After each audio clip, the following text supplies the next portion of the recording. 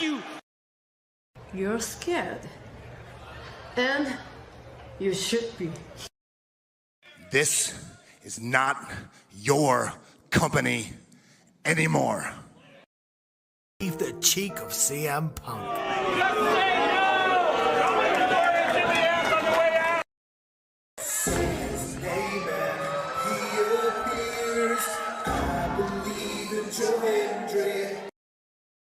Out! Combo move! This is what they've been doing! Hey, McAfee! Everyone shut the up and sit down! We got a mom in the front row who taught her daughter how to suck dick! I'm Mina Shirakawa. I used to be a model. I want to put on a big show. And that's the bottom line, because Stone Cold said so.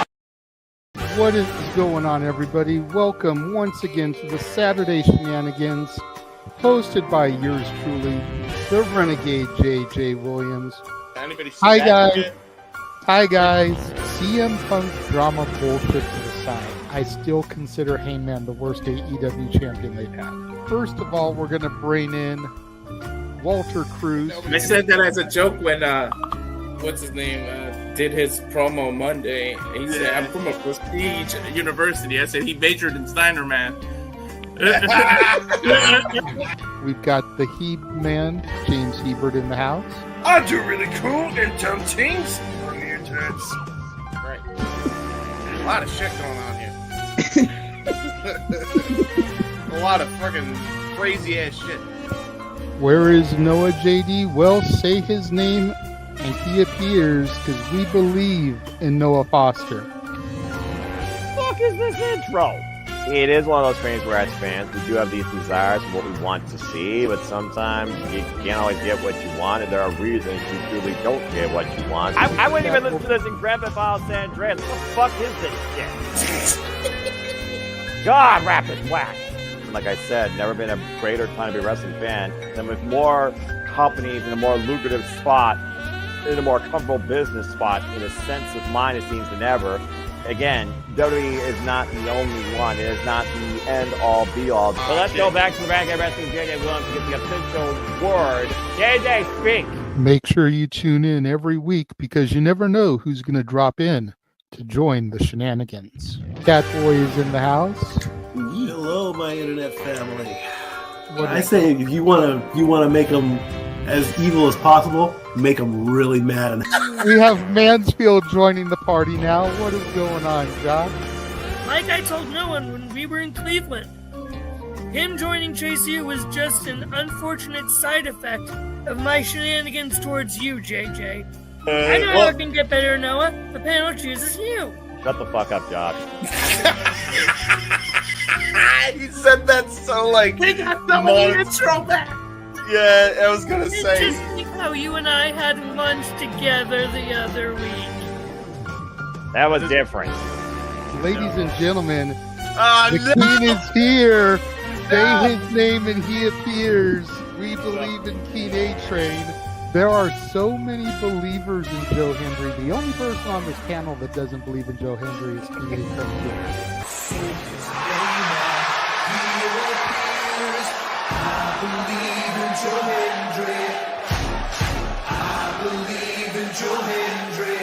Tell the world why you do not believe in Joe Hendry. The reason I do not believe Joe Hendry is he is Fandango 2.0 in a entrance merchant. I rest my case, Your Honor. Hey! There's nothing wrong with being an entrance merchant. He has some of the best entrances of all time. Teleporting into the command center, all the way from Angel Grove High, Datilla. Oh, yeah. I went to the command center on Thursday. I went to Vasquez Rocks, which is where they filmed a lot of episodes. Somebody actually climbed to the very top of those rocks. I made it halfway. I was like, I'm not going up there. Definitely Toni Storm versus Mariah May. That's the one match I probably am looking forward to the most. I really like the story. I'm familiar with all about Eve, so if it plays out that way, I kind of know how this is gonna go. Say goodnight, Datilla. Good night. James, you did say his name. So he shall appear, ladies and gentlemen, first time on the Shenanigans. Jeff Meacham is in the motherfucking house. All right, we're coming in hard with the botch. All right, fucking hell. It's good to be back. It's good to have an opportunity to talk to the crowd on a Saturday. If you want to have yourself stomach through it, you can go back and watch when the Main Event Mafia took over Impact. That's what James is talking about. So if everybody just joined us, we're talking about people sedating people, attempted murder, boys, and tips. Welcome to Saturday Shenanigans, everybody. Aren't you glad I'm back? Welcome back, Devin. Cool. What is going on, everybody, and welcome once again to the weekly moderated chaos that is the Saturday Shenanigans. It is I, the Renegade of Wrestling, JJ Williams, here to host and moderate things. Let us begin to bring in the gaggle of fools, as one man calls them, and that man, of course, is the simple man, Noah Foster. Noah, I saw your message in the private chat. I see that you are tired. You look beat, bruv. Aside from being tired, how are you doing this evening? It's doing all right for the most part. I mean, again, it's pretty decent. It was okay stuff with what we covered. I'm saving AEW for tomorrow. I'm prepared for church tomorrow to go back there. So after the storm stopped that. And overall, just feeling fine. So always good to be here as always. Good to know. Good to know, man. It's always good to have you around. And I know you're always happy to see me in this chair. Mm-hmm. We've also got the third man on the call for the Royal Rumble earlier. Mr. Reliable Walter Cruz is here. How are you doing there, Walter? I'm tired too, but I'm ready to do this, and the UFC's on, so I'm in my happy place. Nice. We've also got the Heb man, James Hebert, in the house. Hello. The man who I joined to do GCW, and we got to see James get all kinds of squeamish and everything, stabby, and Senor Pus Bubble, and barbed wire doors, and all those good fun things. How are we doing, James? To be honest, it was a lot less chaotic than it was on most GCW shows, so I am happy just as a result of that. So yes, I am okay. No PTSD ridden James today. Good. And the last person we'll bring in for now, representing the Wrestle Collective, the Wrestle Fish is here. Ryan, how are we doing this evening, good sir? I'm really tired. Okay. I think Royal we have Rumble, an entire panel AEW of Collision. individuals. A lot of wrestling. I stayed up all day yesterday, so I am not tired. I'm good. I'm the only other person probably that isn't tired. Okay, I got home at 2 a.m. from House of Glory. And then turned around and had to be back up so I could return the rental car so that I could get back home in time for the Rumble.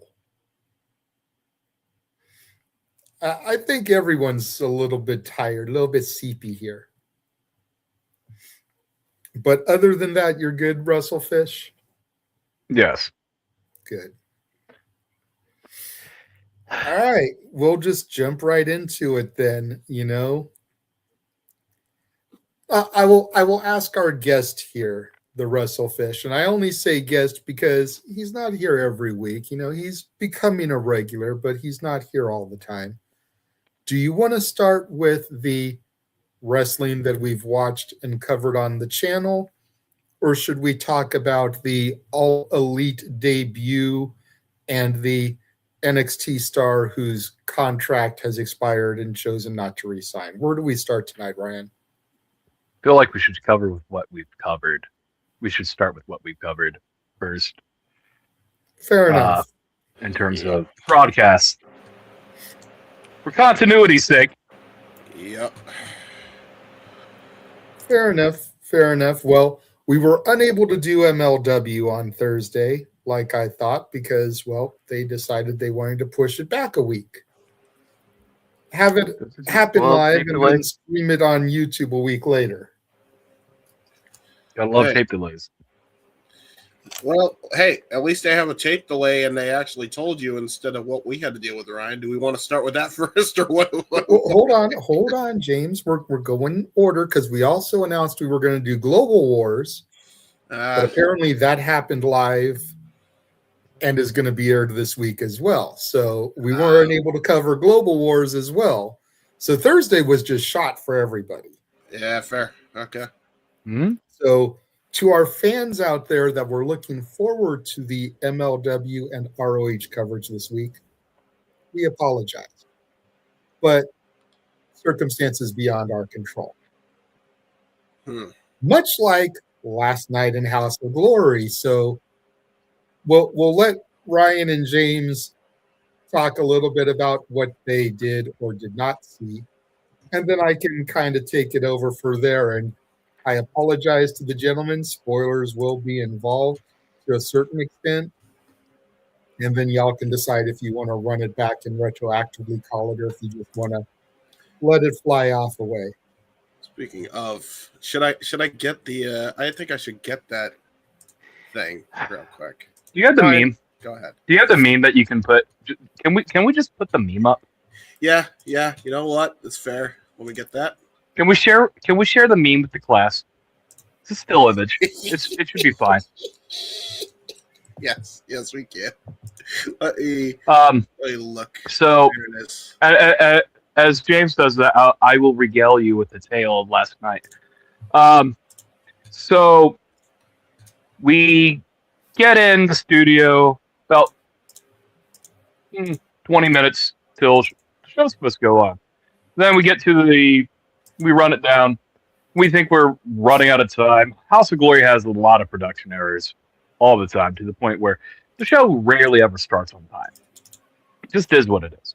But after about 25 minutes of this, I'm getting a little bit more heated and more heated to the point where it's just like, I tell James and Nick, who was on call, or supposed to be on call with us, that, if this happens one more time, it's going to be a two-man booth, right? Yeah. Not realizing that it's not going to be a any-man booth. Because I fill my can of water here. I come back and I see at best 140p.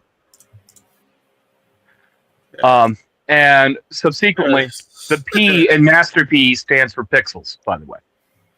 There you go. Got any more of them pixels? That's just, by the way, for those who don't understand, that is just a meme version, but that quality above that meme is legitimately the quality that we saw, right? The show, the stream lasted 11 minutes and 30 some odd seconds. Okay? Yeah. And then the stream goes down and it's just pure chaos. And it's just like, they did announce that they will upload it to Triller here in however many days. I do have an update on that. I'll give it when you're done with your story, though. Yeah. But all hell broke loose effectively. And if you actually want to entertaining 40 minutes of your life and just listen to Ryan crash the fuck out, it is what it is. It's just like, okay, it's been 8 months since, a particular party's been fired from that organization. And quite frankly, if he worked in video production, man, you haven't hired anybody new. It is what it is. At the end of the day, I'm going to still enjoy the show. I'm sure Andrade tore it down. I'm sure Starboy Charlie tore it down. And I'm sure you're going to hit me with the spoilers, JJ, and that's completely fine with me. Let them rip. Because honestly, this is the best. What's on screen is more entertainment than I got out of it. Yeah. All right? So just is what it is. So, James, do you have anything you would like to add? I tried to keep them going with like comments, but even we couldn't keep it going, man. With that stream lasted 58 minutes, which is the shortest commentary call I think we've ever done. I'm going to have to go back and watch it just to witness the crash out. See if I can find some highlights to clip and upload to the Shorts channel. Dude, the rant was unbelievable. Don't. I would actually recommend not doing that. I may have retroactively pissed off Master P or Amazing Red or somebody, but honestly, I'm just trying to provide coverage. Nothing personal against them people. Yeah. I watched the crash out live, so it was funny. Dude, it was so fucking funny, man. It was one of the funniest shit. I wouldn't clip it. I wouldn't clip it. Keep it where it's at, but I would not post shorts. I think fair enough. Fair enough, Ryan. I appreciate your honesty. James, Ryan asked if you had anything you wanted to add to that before I start going through my experience. Yeah. Before you start adding, hi, Ash. Hi, Ash. Lovely that you were able to join us, darling. Hello. Yeah, I was in another space and I just said my farewells to everyone before I joined. Right on. Couldn't really hear you that time. Hold on. That's you then. I heard her clear. Yeah, my headphones fucked up. Go ahead, James. Okay. Yeah. Exactly what Ryan said. If there was somebody that you had that was problematic that happened to also help with video production, you probably should have figured this out like 3 months ahead of time at latest. It's now 8 months. And I don't know, man. Like, to me, and this is real, right? Like, this is really how I feel about everything. Like, they have had so many production errors up to this point. I'm aware that there was probably shit beyond their control this time around, but this is after like issues with the audio quality, issues with the commentary track, issues with the lighting. There have been issues with the actual cameras themselves, so much so to the point where when they switch to a camera, you'll see no signal, and then like for like 30 seconds at some points, 3 seconds at other points, and then all of a sudden it comes back. It's been production snafu after production snafu after production snafu. And then Friday night happened. And the most legendary WrestleFish crash out of all time took place. So far is accurate. The hold on. I just wanted to add one last thing. Yeah, go for it. This is the worst wrestling show that I've watched all year. And I've watched one properly. And it is what it is. I'm not to get on any tribalistic soapbox here. I wish I could have just been able to watch the show. Yeah. Me as well.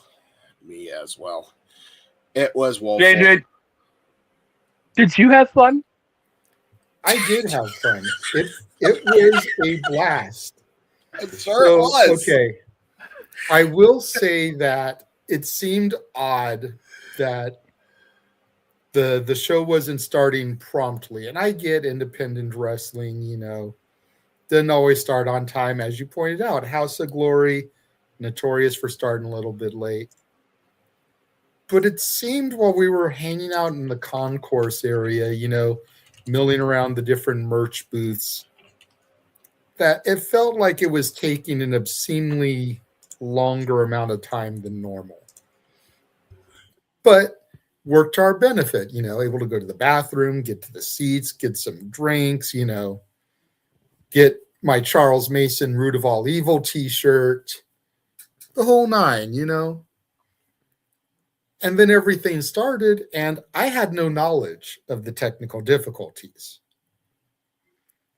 I have no knowledge of the technical difficulties until we get to the 6-person scramble match that got added that wasn't announced beforehand. Mid-card. I think after that there were 3 matches left. The Ali match, the title match, and the Andrade match. But I take a picture during the scramble introductions, and I send it to James, the nouveau narcissist with Hillary P. Wisdom. And James is like, about that. And he starts to clue me in on everything that's going on. Yeah. So they left y'all in the dark about it? Yep. Yeah. Yep. I low-key was just going to have James not tell you it, and so we can hit you with it live in color to see if we could pop you with the crash out as well. But still pop them. But yeah, I mean, for us, it was still a really good show. Like I said, 6-person scramble match, and I'll go ahead and blow this up so it's better seen. Like I said, there's the nouveau narcissist and Hillary P. Wisdom. Got a good shot of them. Got a good shot of Zilla Fatu with his crown jewel title. You got a better shot than we fucking got, JJ. We didn't know if it was goddamn Zilla. So many pixels. Cypress power bombing Shotzi. Got that pretty good shot in action. Shot of my boy, the chocolate juggalo, Willie Mack.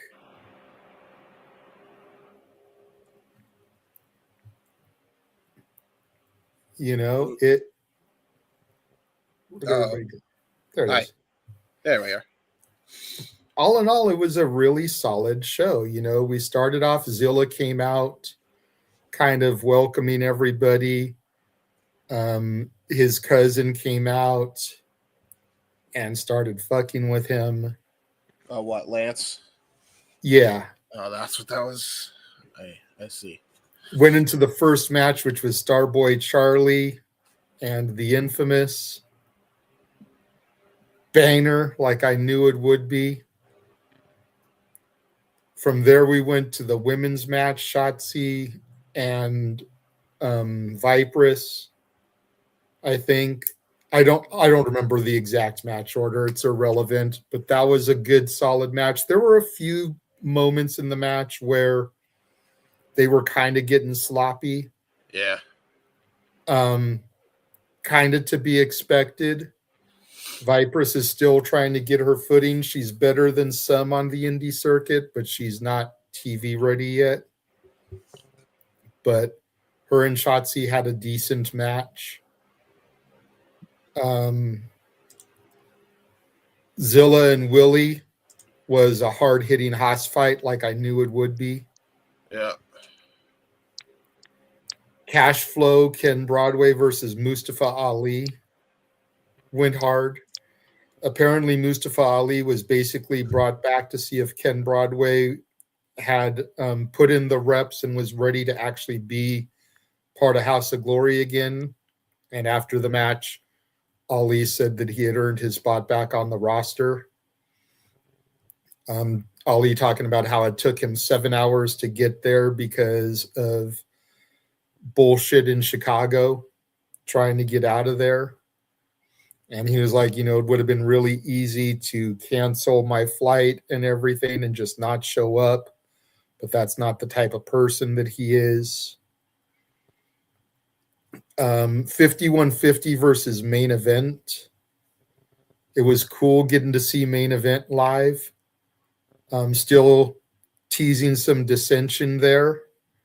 Like they're possibly leading to a breakup. 5150 got a surprise victory over them. But again, considering the way we've been seeing their downward spiral, it wasn't that surprising.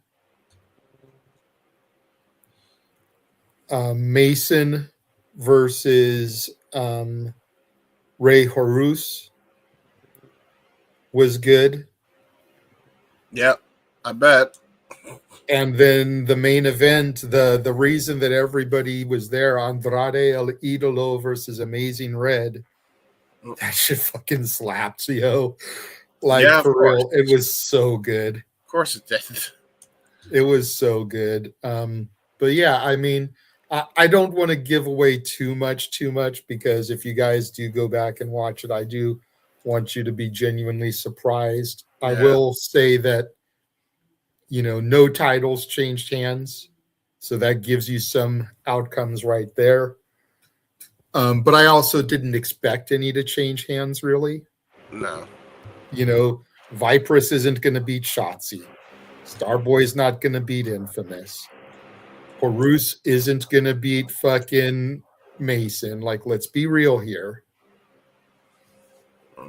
You know. But some of the other matches, you know, I thought were really good. There was a huge holy shit spot during the 6-pack scramble. A dude climbed up to the balcony and then did a moonsault off the balcony. I did see a highlight of that. I have a full-on video because he literally climbed up to the balcony where we were and then climbed up to the next balcony. So as soon as he got up to our level, I started filming him because I knew it was going to be some holy shit moment. Yeah. So I've got like 2 minutes of footage of him getting up there, getting situated, waiting for his cue. Like, I'll try to chop it down a little bit, but the entire crowd was chanting, "Please don't die." Yeah. Yeah, that's about right. That's about But right. yeah, the House of Glory show was solid. I do think they will be coming back. When, I don't know. The Globe Theater was a nice theater. Aside from the stuff that I mentioned, the other highlight was getting to catch up for a few minutes with friend of the channel, the epic Doug Malo. Yeah. You know, he was there hanging out around the 5150 merch table because I believe Slice Boogie is a Santino's alumni, which means that he's Cali-based. Doug being Cali-based, you know, I think that's why he was kind of hanging out over in that general vicinity.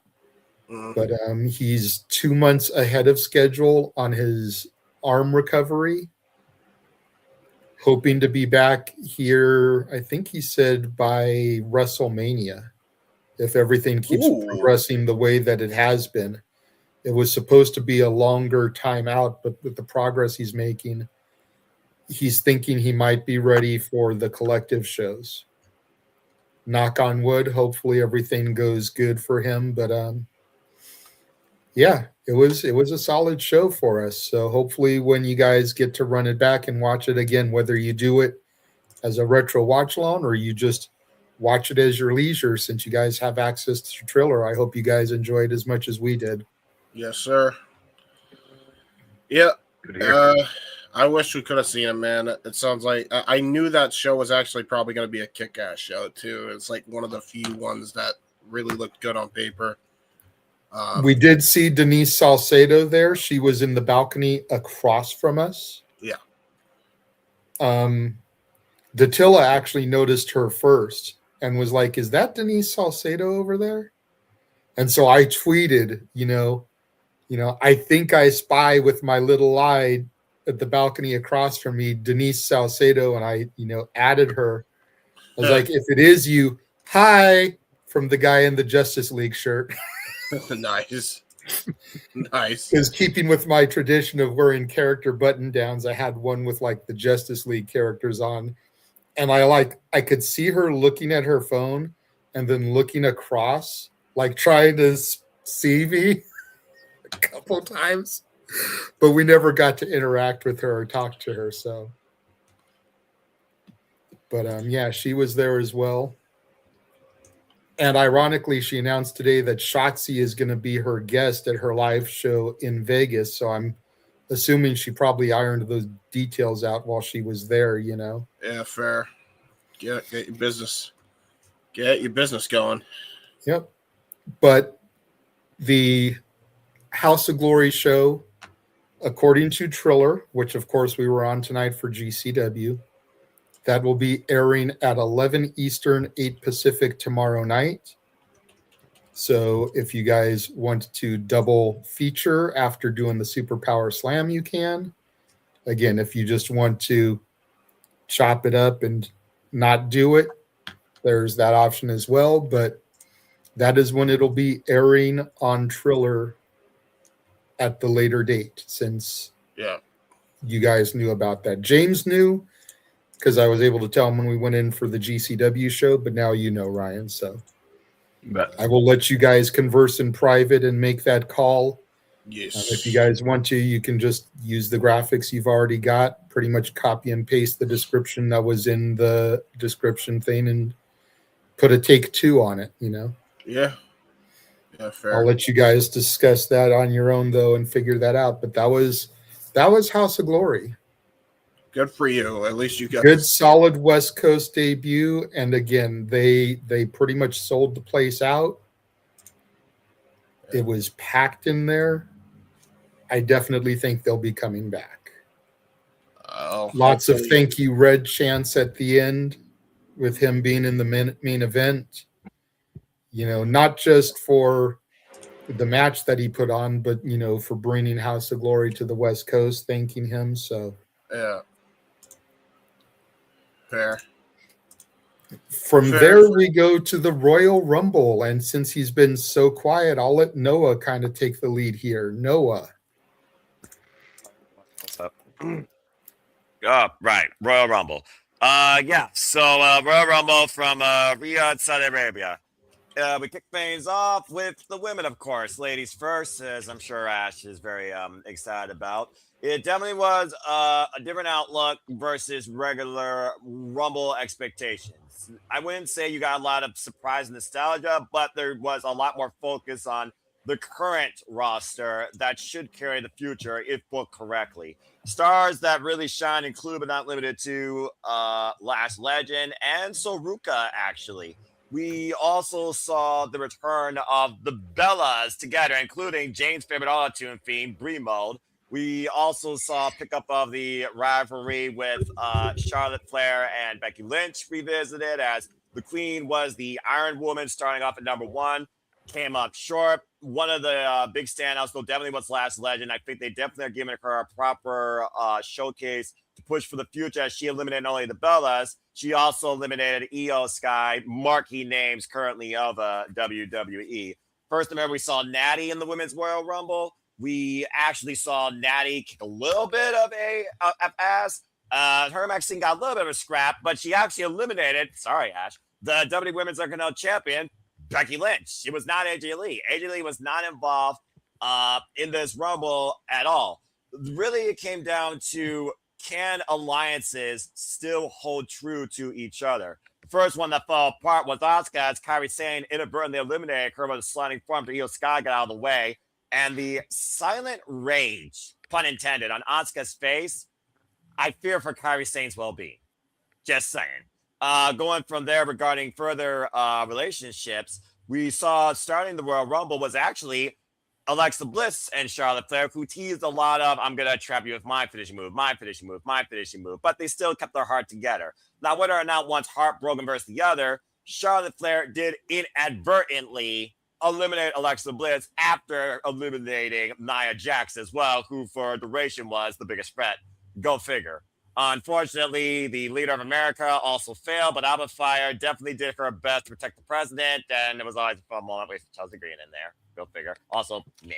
But in the end, it actually came down to what he politely called the blonde triage of Soruka, Liv Morgan, you know, always the bridesmaid, never the bride, and Tiffany Stratton came out number 30. Came back from injury and looked quite fine, actually, in the ring. It was a unique sequence where all three at one point were literally hanging from the top rope with the feet just inches from the floor, and none really skinned the cap, but they all get up on the apron. And then it came down to who could hit the last haymaker and who could take the other two off the apron. By the way, Soruka again, her move out of nowhere, moments picked up when she got two soul snatches at once. In the end, Tiffany Stratton, who basically stopped So from, I think she was trying to do an attempted soul snatch off the ring post, made Soruka wiped out face first on the floor, while Liv Morgan sent Timothy Stratton to oblivion, holding on to the top rope of the left hand for the first time ever, the most consecutive Royal Rumble participant in Women's Rumble history. Liv Morgan won the Women's Royal Rumble match. Yeah, this was a very solid match. Few different people in the chat room were not upset at the outcome, but saying that it was a disappointing Rumble because of no surprises or whatever. And I'm just sitting here and I'm like, okay, the IWC talks all this trash about how the WWE is reliant on nostalgia. And with the exception of Brie Bella, who might actually be back for a final run, just like Nikki returned last year, there was no nostalgia pops. Everybody was a contracted WWE superstar. There was no knockouts. There was no AAA.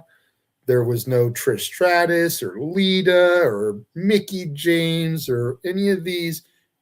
It was 29 women from Raw, SmackDown, and NXT. And Brie Bella. Like, seriously, I don't know what more can be done to try to shake the fickleness of the IWC, because you just can't please people. Yeah, well, JJ, it's the classic proverb.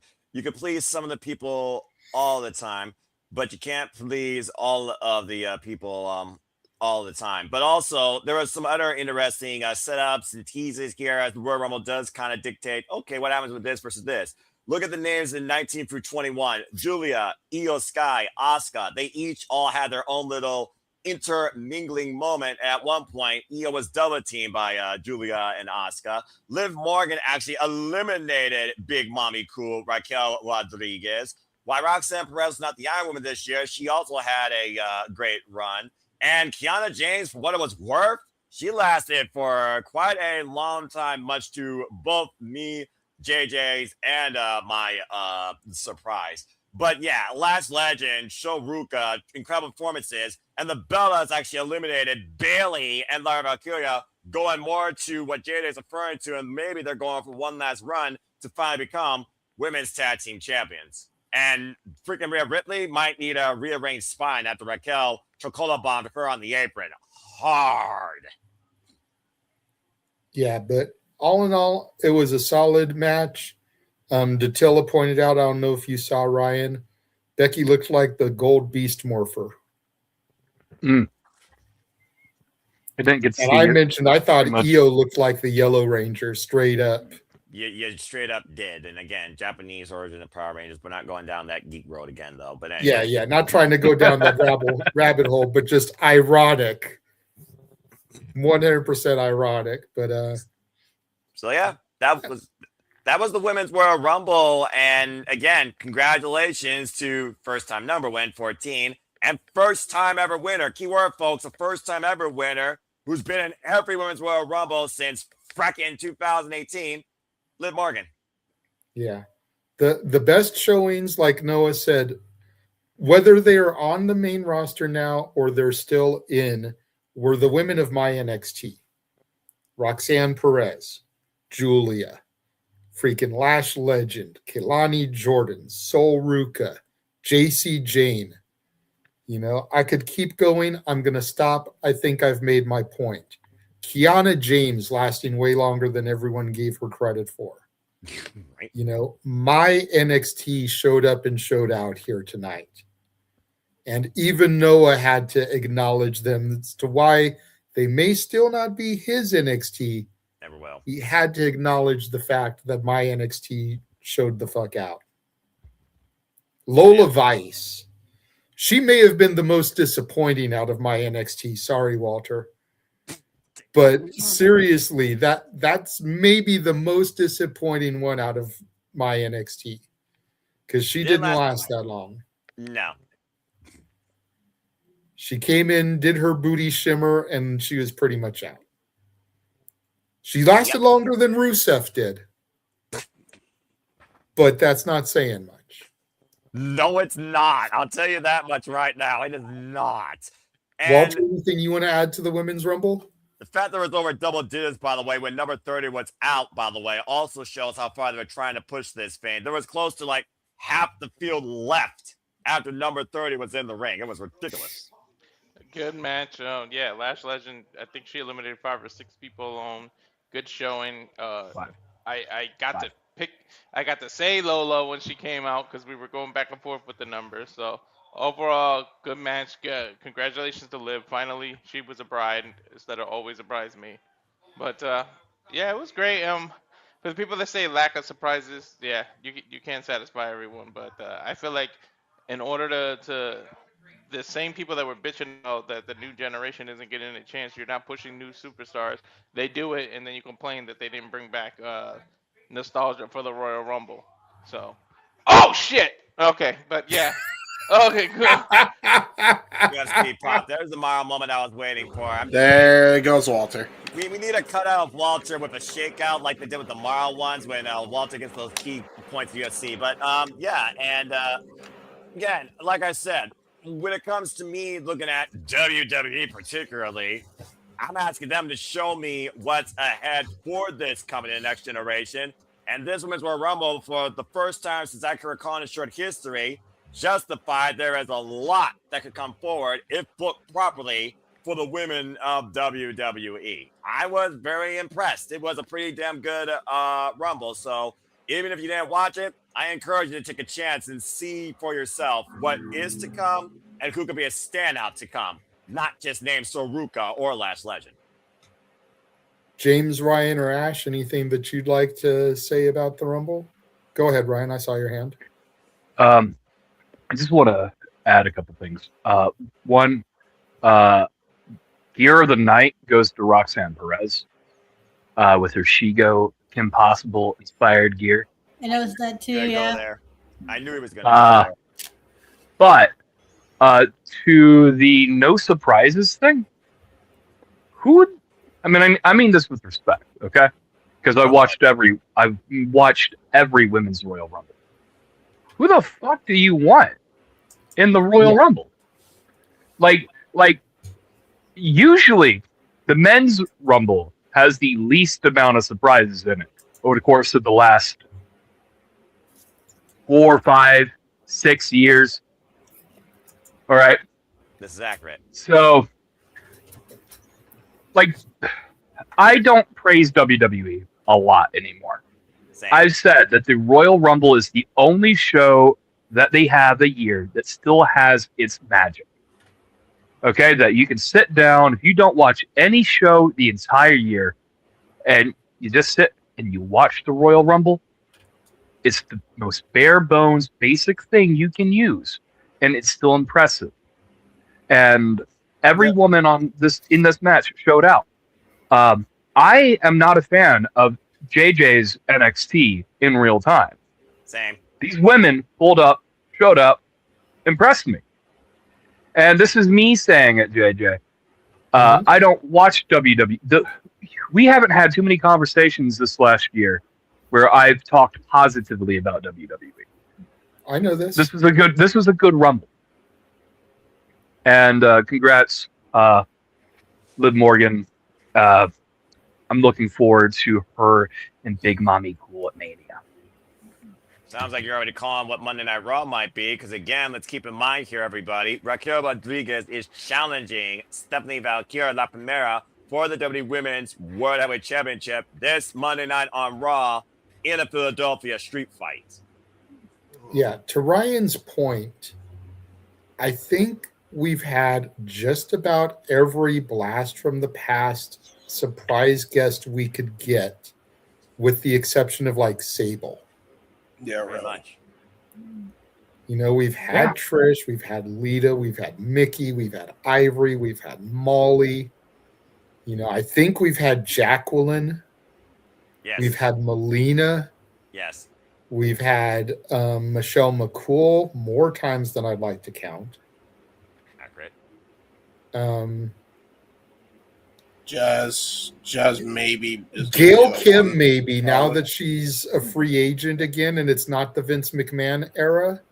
Maybe Gail for a surprise appearance would be cool. Yeah. Layla, I still would like to see. That's the only way I want to see Michelle in the Rumble again, is if Layla comes out and we get a Late Cole reunion. And she eliminates her.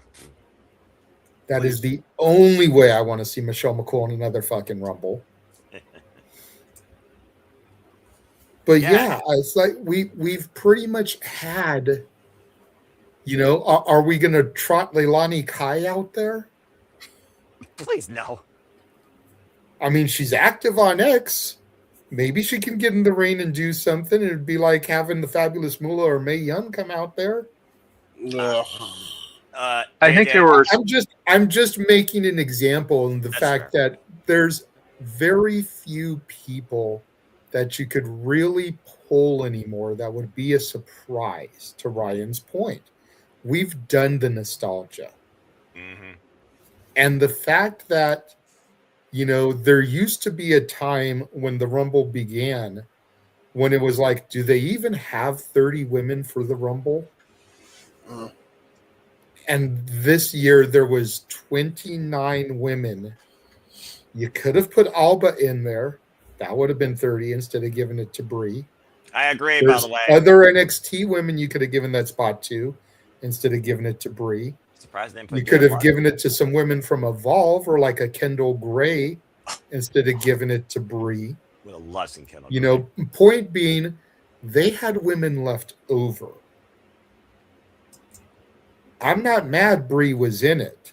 I popped for Brie. I hate her song, but I prefer her to Nikki. Remote. But we're at the point now where we've exhausted everybody. I mean, look at the list, guys. Read the names, and also keep this in mind. Every single person, outside Brie to maybe a degree, is basically a current or active WWE superstar. If I was to change out a couple of names, yes, I would love to see Kendall Gray because, okay, you finally get Evolve on here. Kendall Gray, breakout, chosen by John Cena, the Iron Survivor of last year, lest we forget, who literally got a last-second buzzer beater, better than most sports teams in the NBA. I don't know much about the WNBA. And outside of Brie, again, Brie and Nikki actually worked together mostly as a team. Also got eliminated as a team. So again, this Rumble, outside the fact you didn't get your usual nostalgia, it was focusing on the current generation, and maybe outside Selena, you really didn't have a spot wasted. Yeah, you didn't. And you had Soul in there, you could have had Zarya. It would have been nice to see Zarya and Rhea go face to face. Look at us. But again, you're reaching at straws there. The fact that WWE has enough women that they could fill an entire Rumble and have women left over that didn't get used speaks volumes on where they were when this thing began. Amen. And that's the way I look at it. Again, ever the optimist. For once, I wasn't even watching in 2018 when the Rumble began for the women. For once, believe it or not, folks, JJ and I are on the same page in this case because I completely agree. As someone who wants to see women's wrestling thrive, evolve, and succeed, especially when it comes to WWE, where the only real showcase outside the triple threat WrestleMania was what me and Ash called it Evolution. And then what you did with the roster. Okay, here's the Royal Rumble. Look at our locker room now. See what we got. Now WWE use them. Don't fuck it up. Thank you for your input, Ryan. Asher, James, anything you want to add before Noah moves on? Go ahead, James. I see your hand. All right. And then I guess we'll go to the lady lap. The only thing I have to add is congrats on all you guys for, and I guess all of our efforts for getting over 1,500 viewers across all of our platforms. No, not that many. Not that many. It was 634. Not 1,500. No. Now you're being WWE and embellishing the numbers. Wait. Stop it. Why do people jump down my fucking throat? Stop it. You're a fucking idiot. I'm not a fucking... All right. Refer to Burger. No, I'm not referring to Burger. Are you I'll tell you. I think talking about what the James is whole doing, role. and correct me if I'm wrong, James, he may be adding all the Yes. views since we went off the air. Yes, and Okay. by the way, 1,000 of those were the Rumble. That's total viewership for the Rumble. So congrats to y'all. Got you. Okay. I thought you were talking about live because we had 634 people watching us live as we were going off the air. Again, I just focused on the mod. I had no damn clue. And every single channel we were on had at least one person watching. Yes. So congratulations to everybody, whether you had one person on your channel or two people on your channel or 300 people watching on your X account. But between Ash's channel, Noah's, Walter's, James's, mine, the Russell Collective YouTube, the Russell Collective X, and the Simply Reliable Studios X, 634 people tuned in for our Rumble coverage. The only person that I saw that I follow that had more views than us on X was Mini Portable. Yeah. She was in the 1,000 something. She had about double what we had. That's still good company. Yeah, very good company. Just wanted to There give were you there guys were a shout out. people that were doing watch alongs that had way less than us. Yeah. On the X. I didn't look at YouTube, didn't want to look at the YouTube. I was just looking at X because X is, like I keep telling y'all, X is where the trick is. Going to the side, clicking to post the link as it's on, using the hashtag Royal Rumble so that it tweets it out, the numbers start going up because anybody that's searching hashtag Royal Rumble for updates now sees our videos. I used hashtag Royal Rumble for the Shenanigans tonight. Look at the numbers. We've got 80-something viewers right now. We never have that for Shenanigans. I used hashtag AEW Collision because that was on tonight, hashtag Royal Rumble, and hashtag GCW Crushed because all those things were today. Look at our numbers. We never have that for Shenanigans. People care about wrestling as long as you get the word out, and that's a good thing. That being said, figure for that, James, and figure for that, JJ. Stay tuned for the next episode of Unreal, the Super Reliable Studios session, when it comes to these two gentlemen agreeing or disagreeing on production. And now we go down to our Canadian friend Ash to give her lovely thoughts on the women's Royal Rumble match. Go ahead. So I didn't watch all of Royal Rumble, but I did watch the Women's Rumble. Good. Because I'll be real with you. I was looking at the card, and it's like the only two matches that interest me were the Rumbles matches, and I haven't made my way to the men's yet. So I just Well, get ready to be spoiled. Oh, it's okay. I already know. I'm like, oh, cool. Yeah, we went with the safe pick for the men's. Yay. I'm on the board, though, but yay. At what cost, though? Welcome to the league, Ash. You're I know my scoring mom's out tomorrow happy. with everyone else, by the way. I know my mom's really happy because she's a big Roman Reigns fan. Spoilers. But back to the women. Yeah, I like this Rumble. I loved the theming of teams, whether it be alliances being formed, tag teams reuniting, falling apart. I also like how we're adding potential tag matches and tag teams as well, and setting up opponents for the IC title as well. And I'm looking forward to see what happens with Liv Morgan, who she chooses to go after. And I hope this adds to the Judgment Day drama because I love the Judgment Day melodrama. It is one of my favorite things about Monday Night Raw because I've been watching Raw as of for the past few weeks now. Okay, dude, between Roxanne, Raquel, and Dom, the Judgment Day could be a fucking telenovela. Yeah, exactly. Yeah. On Telemundo and shit, like for real. And it's what's keeping me. It's one of the many things I love about Monday Night Raw, and I'm just like, I can't wait for it to implode. Especially like who's going to leave, who's going to stay, and it's just it's so juicy, and I love it. I love that shit. I love melodrama in my wrestling. To a degree, I can also agree. So I'm just waiting to see who implodes first on the other. And based on what we saw, my money's on Raquel or Liv Morgan. All right, well, fair enough. So again, folks, there is your Women's Royal Rumble, verbatim, top to bottom. Iron Woman was Charlotte Flair. Most eliminations, I believe, was Lash Legend. Standout performers was Lash Legend and Soruka. And your winner was number 14 for the first time, both in number and competitor, Liv Morgan. Congratulations. Noah, I have to ask you, and I'm not trying to get you riled up. I don't need angry Tasmanian Devil Noah. But after what you saw this morning, will you please start putting some respect on JC's name? For someone that truly was nothing more but a third wheel that became nothing but an accessory and a second wheel, trying to prove something to Shawn Michaels indifferent and wrong, I'll give Jessie Jane credit for how much she has evolved. Good performance for your NXT. Good performance for the competitor, that's Jessie Jane.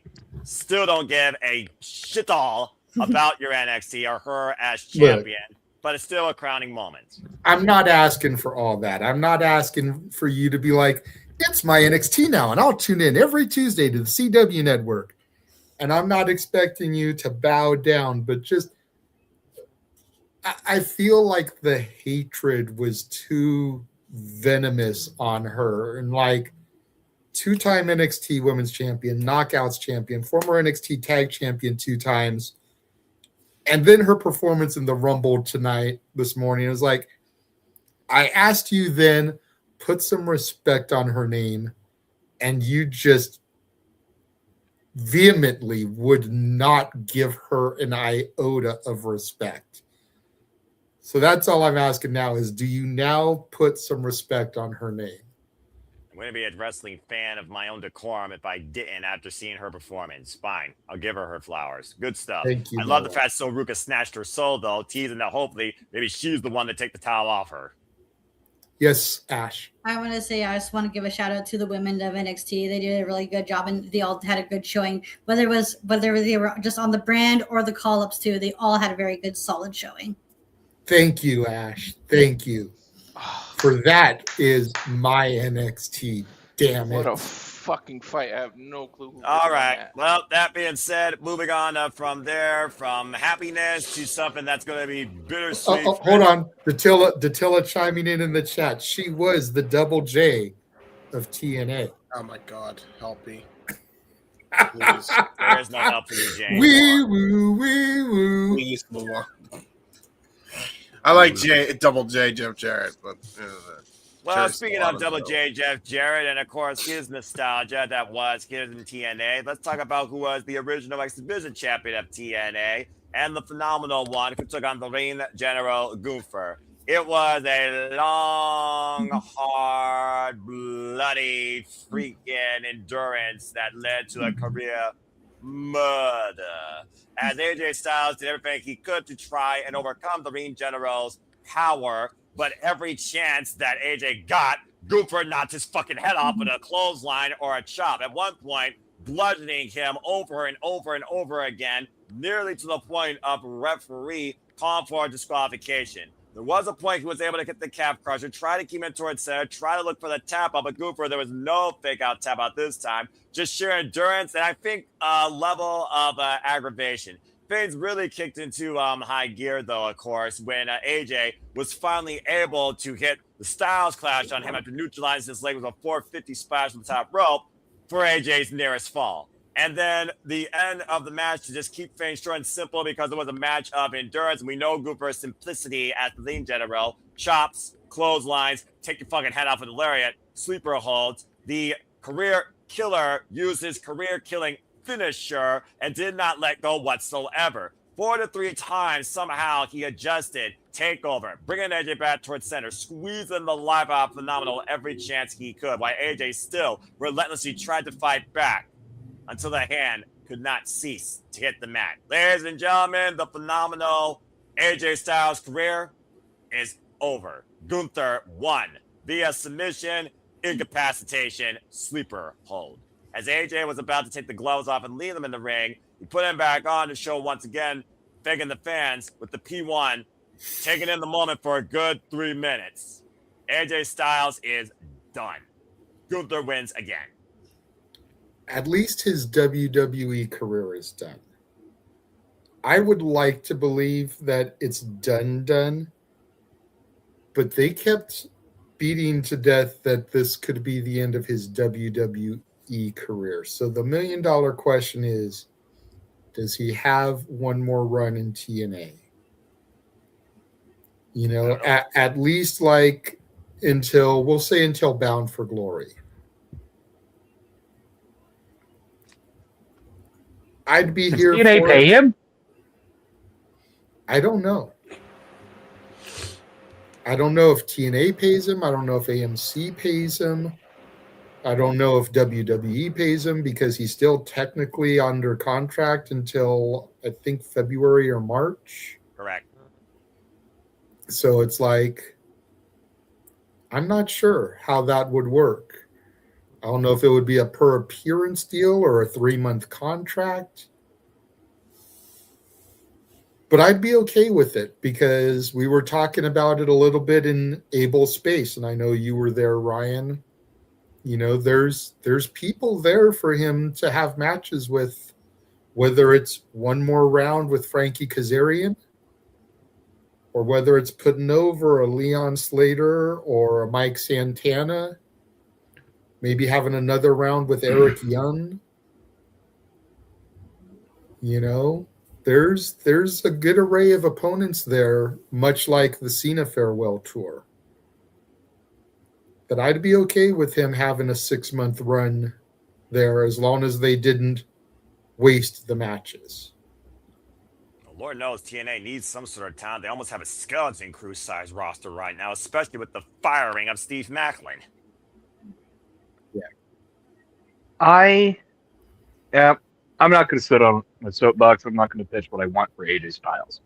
AJ Styles will do what AJ Styles needs to do for him, his family, and everybody in between.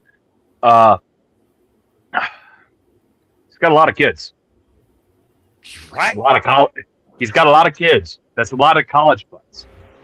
And I know that he's insinuated that he was done in the past. He said that this would be his last WWE contract, and now he's no longer necessarily insinuating that he's done from wrestling, which is why he put the gloves back on. Like, it is what it is. Whatever he decides to do, because I've been watching him 25 years. Well, he's had a 26-year career, so you've pretty much almost seen everything from him. So, like, I will finish watching his career. If he goes to TNA, I'll watch him there. If he goes to AEW, I'll watch him there. If he freelances, I will watch him. And that's how I look at it. But the AJ Styles retirement tour could have many, many homes. I wouldn't mind seeing him do a few dates on the independents. Just because, when AJ Styles was first making his name, NWA Wildside, before NWA TNA was a thing, PWG, Ring of Honor, IWA Mid-South. Like, AJ's known for those independents. He really is. I'd love to see one shot at House of Glory, one shot at GCW, maybe a one-off at Juggalo Championship, taking on whoever the champion is at that point. Maybe see him on an episode of NWA Power since he's a former holder of the 10 pounds of gold. Mm-hmm. That would be cool. See him go against whoever the champion is at that point. Yeah. Let's make the AJ Styles retirement tour special if we're going to do it. Let him show up and do a match at All In or Forbidden Door. Don't make him all elite. Don't sign him to a contract. But a one-off. I'd be here for that. I'm still waiting for Kenny Omega. Even Ring of Honor, Supercard of Honor featuring the ROH return of AJ Styles for one night only. Mm-hmm. I'd be for it. Again, time will tell. Wrestling Revolver. Yeah. AJ Styles. Just name a promotion, put AJ Styles in your marquee. Enough said. We could be here all night. For one night only. It's not denied. It's not defined by WWE. Yes, he was defined by the last decade, but truly, the phenomenon was defined by professional wrestling more than most people in this industry. Period. That being said, Ash, what are your takes? And I'll tell you this, by the way, the way that Gooper set up AJ and that relentless sleeper hold, he was going for the phenomenal form, caught him in a fireman's carry, changed it into electric chair position, and dropped down and clutched him and never let go. I saw that. I have Royal Rumble on in the background, and just as we got to this match, I was like, discussion, the match just had finished. Wow. And this was a really solid match. I absolutely loved it. I can't wait to see what AJ decides to do next, if he is going to be touring around all these promotions. I can't wait if he is actually going to do that, to see who his opponents are. If he goes to AEW, cool. I'm going to follow him there. If he goes to TNA, I'm going to follow him there. I just want to see if AJ wrestle everyone everywhere, because I know it's going to be a solid match, because even though AJ wants to call it quits, that man can still, he is a hooper, he is a worker, whatever the terms are. Yeah. There's people out there in the wrestling spaces that say there are no real needle movers anymore. No. Yeah. If AJ Styles signs a deal with TNA, that's going to move the needle. Yep. Absolutely, if AJ Styles signs a deal with AEW, it could be the biggest signing since they landed Punk. Yeah, possibly, yeah. AJ Styles might be the last real needle mover right now. Shit. Because his career is over. So he has that ability. The next real needle mover might not be until Randy Orton or something. But AJ Styles has that value if he does it. But I would rather him do what we're talking about and just do a legitimate world tour and let him go. Let him do a match in New Japan. Yeah. Let him enter the G1 climax this year. Stop it.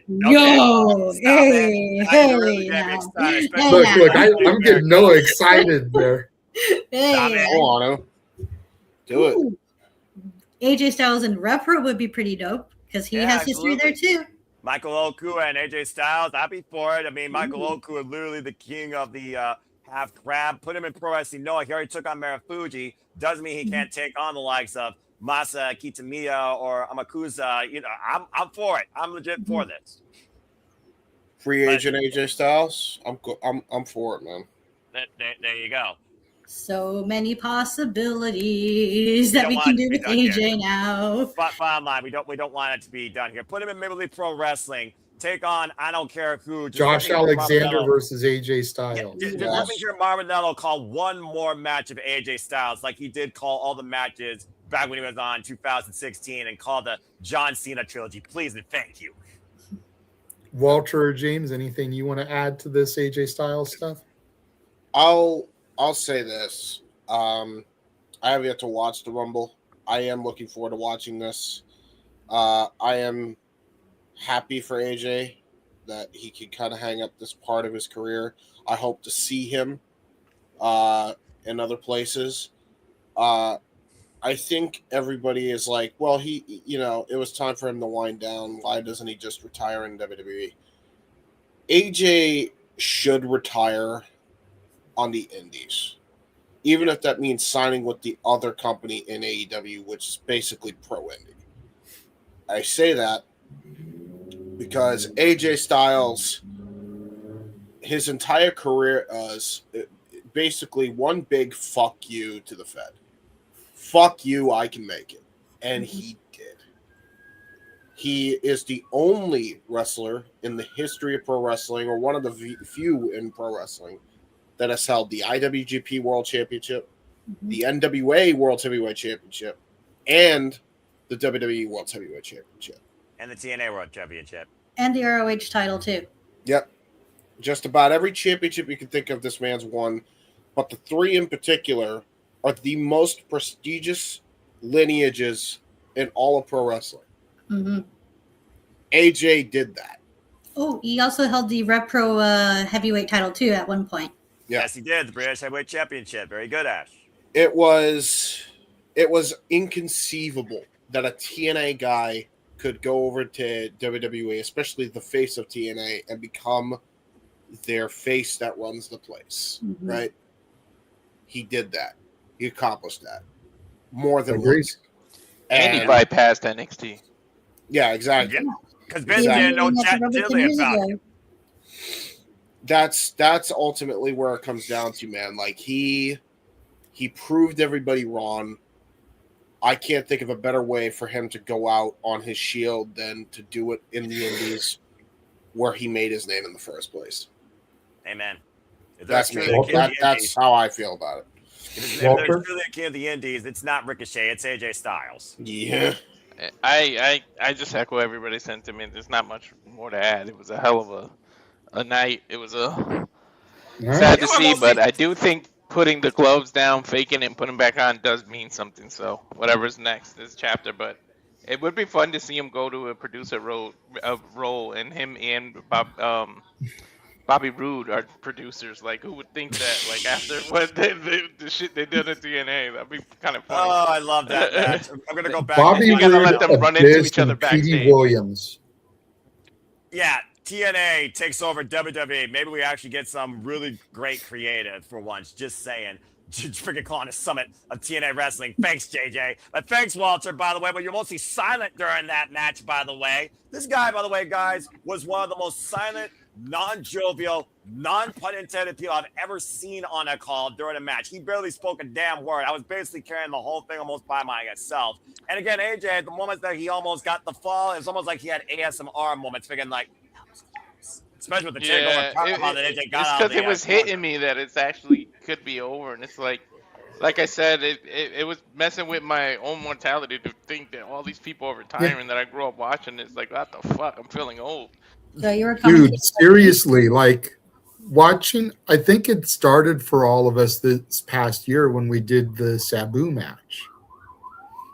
And that just was name of retirements across the board. And you added Sabu while I added Hiroshi Tanahashi, Nane Takamichi. We talk about John Cena, the former Fuego del Sol, Michael Satomura retired. It's incredible to think about these people we follow for so long as fans of this business, on their journey, for their craft, for their presentation, that are basically done. Well, I was going to wait on this until we got later on, but since we're talking about retirements, Walter. What? Oh, Jesus. Yep. Well, the Sandman's final match will be part of GCW Joey Janela's spring break, which we will be at. Yeah. Holy shit! I get to see Sandman last match. I hope I get to drink a beer with him, and I don't even like beer. No shit. As they were running the video package, I legit was starting to get tears welling in my eyes already. Yeah, the man. construction worker that wielded a kendo stick and bashed his brains in every match with a beer can, bleeding before he got in the ring, is sober enough to say he's finishing professional wrestling. Wow. And the question is, who's he going to fight? The obvious choice would be Joey Janela. He fought Sabu, but you know, we'll see what happens. You know, if it's going to be a hardcore match, maybe it'll be Tremont. Oh Jesus! Maybe it'll be Otis for the Ultraviolent Championship. I say you pick whoever is the drunkest and have them fight him. There's not gonna be a match. That's just literally gonna be two people that are gonna be able to stand with the Hey, Triple H, let them borrow Gunther for this. Hey, Hey, Kid Bandit, remember that time where you drank yourself almost getting eliminated out of the clusterfuck battle royal? Yeah, where you at? Fight Well, Sandman. I mean, recently Kid Bennett did challenge Mr. McKenzie and Preston Eve. Awesome match, by the way. You can watch it on YouTube, folks. So, I mean, not too far-fetched, but Kid what the Bandit's hell? going to be part of Effie's Big Gay Brunch, so be in the region. Yeah, but he's right there. So, yeah, last time I saw Sam, I met him live. We flipped off the world. I saw him wrestle live at Chaos Wrestling in 2018, coming out to Enter the Sandman by Metallica, of course. So, you all are in for one heck of a fun last time. This is a full circle moment because if you think about it, Sandman made an appearance during Sabu's final match. And now here we are a year later, and Sandman is going to have his final match. True. Charles, you know why Ryan is thinking? He's thinking, man, I do shows with this goober. That's what he's thinking. Do you regret it yet? Yeah, RVD lives in Vegas too, so he might pop out. Recifish, do you regret it? I'm just trying to process the options. Oh boy. Ideally, I want him to go out on his shield. Yeah. Or a beer keg. And give him Bear Bronson. Bear Bronson! Ooh, that's a shout. That's not a bad one. You know what? God damn it, my brain's running into overdrive. James. Yeah. Too Tough Tony. Yeah, that's right. Because if you think about it, the Sandman was the guy who would pour beer into fans' throats as he was drinking and smoking on the way to the ring. This is accurate. What does Too Tough Tony do? He gives fans shots at ringside, pouring his bottle into their mouth. Yeah, this is true. It's the new version and the old version. I'm not saying that Too Tough Tony is new. New. Definitely had his time as well, but Joey Janela has been around the block as well. Tremont's been around the block as well, you know? It's the original and the copy going toe-to-toe. I could see Too Tough Tony and Sandman. And JCW is going to be part of the collective. Yeah. Running their own show that same night. Honestly, they got the midnight show. Yeah. They're going to be the show after spring break. So he'll already be at the venue probably. Again, Las Vegas, who's not going to be there that night during that weekend doing who knows what in and out of a wrestling ring. Just saying.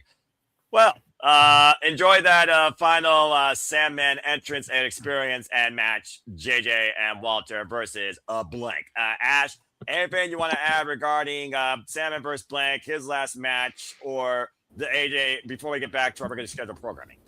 It's going to be interesting to see who his last opponent is.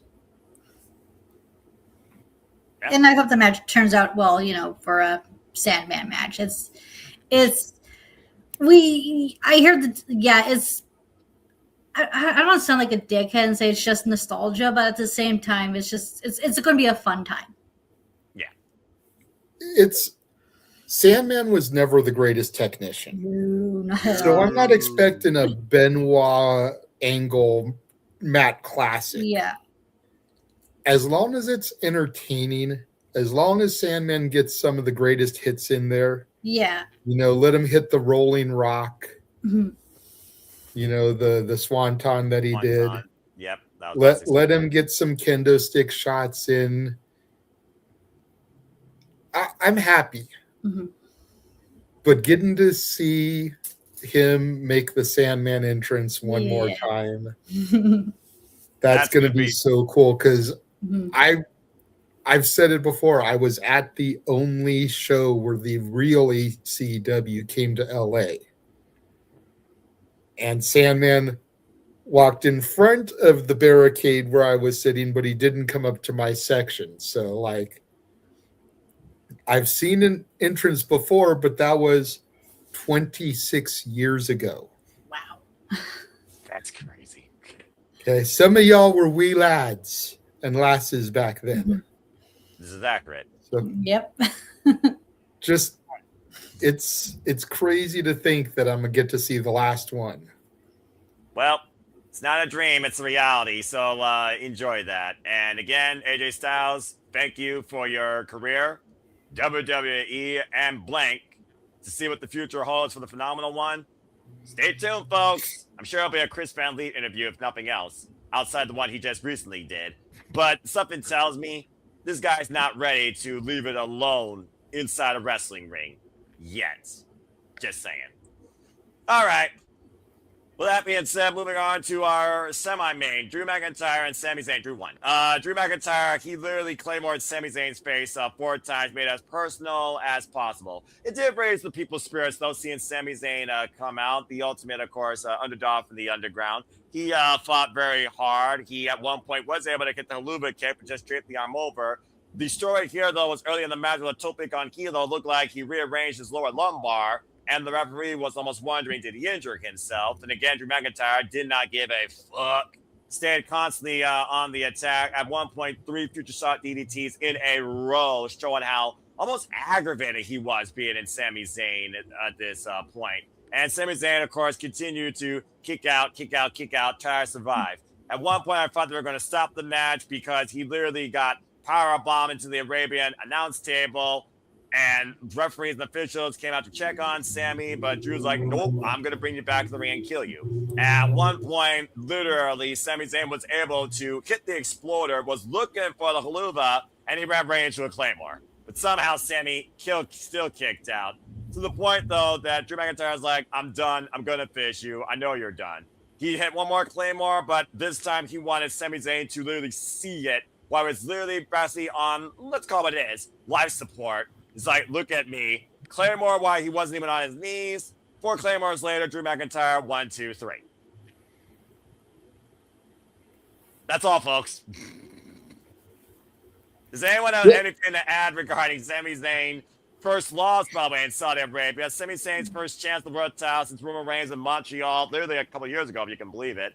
And Drew McIntyre's mindset right now and how long and also how destructive and dangerous you think it'd be as WWE Undisputed Champion. Sorry, JJ, this is what they call it. I'm going to keep calling it until they call it something otherwise. Go ahead and speak your mind right now. It's the start of his year-long journey, just like Cody's. He's going to win the Rumble next year and then win the title at Saudi. So that's all it is. The only thing I have to add is I knew damn well that Sammy was not going to win when he hit the Blue Thunder Bomb. Will you stop that? That's the only reason. That's the only reason I knew he wanted to speak. Every damn time. And he knew I was going to call it. What? It's a running gag here at the freaking SRS. Every damn fucking time. Shut the fuck up. What is rule number 2 of Zombieland? Never hit the Blue Thunder Bomb? Double tap. You lost me. That being said, He had to hit the Claymore twice in a row at the end of the match to put Sami Zayn down. And I don't know. I like the match. It was a fun contest. I think anybody who thought that Sami Zayn was going to win this match was out of their mind. 0-12 now against Drew McIntyre and one-on-one competition. Yep. Was undefeated in Saudi. They weren't going to job Drew out in his first title defense in front of a live crowd. You know, the crowd really seemed to enjoy Sammy, but they were kind of dead through Drew's entrance. But I think that aggravated Drew the longer it went, and it is what it is. An angry Drew McIntyre is a very motivated Drew McIntyre, and Sami Zayn learned that tonight. Right? That's putting it politely, because, shoot, Sami Zayn might not remember he was in Saudi Arabia after how many times he was Claymored in the face. Jesus.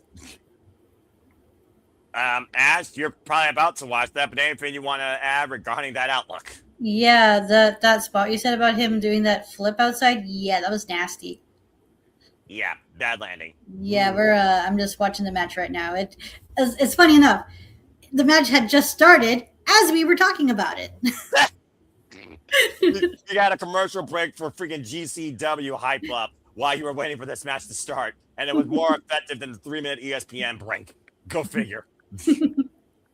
All right, fair enough. James, anything you want to add? Do you really believe that Sami Zayn is going to win the title at Saudi Mania next year at this point? I hope, because otherwise, what the fuck are you keeping Sami Zayn around for? I'm gonna be honest. Like, don't waste him. If you actually are gonna put the title on him, fucking put the title on him there and then, and don't wait like you did with Cody. That's probably the best time you're gonna get, and probably the only time you're gonna get a chance to put the title on Sami Zayn. If I'm being honest. So yeah, just put it on him there. I hope so. We'll see. There are 2 other Saudi shows this year. Just letting everybody know, if you don't know, that was reported. That was confirmed in 2024. So Sami is going to have other opportunities more than likely before we get to the Rumble. That's also valid. And at this point, they don't build anything for their biggest show of the year anymore. What should be their biggest show of the year anymore. So that's fair. They don't go by that logic anymore. I mean, there was more than enough LED, though, to overcome the precedence and the importance. So there you are. But anyway, it's just one of those things where I remember, talking about John Cena again, John Cena, AJ Styles, the title changed hands at that Royal Rumble. John Cena immediately lost in this chamber. That was the only cold chance in hell of Sami Zayn winning the night for the moment and then losing it. I really think Sami Zayn deserves it. I would love to see him get that same magic, that same pop like NXT or Evolution when he won the NXT championship against Neville when it was career threatening. But it just was not going to be his night with Drew McIntyre, as we basically spoke for Bam JJ's first run defending the title along against people live. They're not going to screw Drew McIntyre like that. They're not. I don't try to see Sami as the main eventer and don't say Jay could. I have 2 words for you, Emmanuel. Mick Foley. Bang, bang. There were a lot of people that thought that Mankind couldn't be champion, wasn't going to be champion, couldn't cut it as champion. And Mankind, Mick Foley, by his own admission, knew he was never going to be the guy. No. He wasn't going to have those Triple H type of runs, those Rock type of runs. No. Mick Foley always said he was the guy you could hand the ball to run it out of bounds and maybe get a few yards, maybe get the first down, reset the chains, get set up for the next big play. That's Sami Zayn. Accurate. To a T. Accurate. The lovable Muppet that nobody thought could be a champion, that can take the belt from somebody, carry it for a month, maybe 2, pass it on to the next guy that's ready. Accurate. But it wasn't as Mick nice. Foley. I'm not going to say Jey Uso. Jey Uso was a failed experiment. I like Jey Uso. But Jey Uso was a failed experiment. Mick Foley. And teleporting now in to the studio and the command center via the Morphin Grid, Datilla is here. There we What's go. up, everybody? I'm tired. And we're talking about the Royal Rumble. Just got done talking about Drew McIntyre versus Sami Zayn for the WWE Championships. Why don't you go ahead and add your own 2 cents towards that? If you watched that at all. Have you watched any of the Royal Rumble at all, Attila? There it is. Okay. What? Talk about the delay. I actually did watch the Royal Rumble, not live, but I did watch it. I did watch it. Okay. So Sami Zayn losing, kind of like how Drew McIntyre used to be always the bridesmaid, never the bride. I think his moment will come next year at WrestleMania 43. You know, so that's my take on the whole thing. What was that? All right. Walter, anything that you want to add regarding Sami Zayn and Drew McIntyre? We were talking about, again, is it harder being the champion, or is it harder chasing for the champion chip? We talk about how hard it is to hold on to it versus getting it. Based on what Drew McIntyre did tonight, what he's been saying on Saturday's Main Event and SmackDown, he's literally willing to do anything to hold on to this, and I think he's going to hold on to it for long duration. But what do you think? Hey, you didn't ask me those questions. I'd like to do different people. He's gonna hold on to it for a while, and it is harder to keep it, because once you hear that 3 and you become the new champion, the hunter becomes the hunted, and you get a big ass target on your back. So it's hard to avoid. Everybody's gonna come after you. But and nothing to add to the match, because we kind of all knew that this was gonna happen. Yeah, I agree. Yeah. All right. Well, that being said, let's go ahead and get into the main event. That was, of course, the 30-man Royal Rumble match. And by the way, that Mark Nash guy got a weird energy to him when it comes to freaking ring announcing and introductions. But yeah, he seems all right. That being said, I like him better than I like Alicia Taylor, who tries too hard to be Samantha Irvin. I do agree about that, because this Nash guy actually has his own personality. He doesn't act like a Kimmel. He doesn't act like a Fink, but he does it like someone that might be a little bit hyperactive as a guy for this. Yeah, I don't know much about his background, but there's definitely a different take with his introductions, and I approve of it. Bring out your own personality. Don't be, somebody from the past. That being said, here is your men's Royal Rumble match.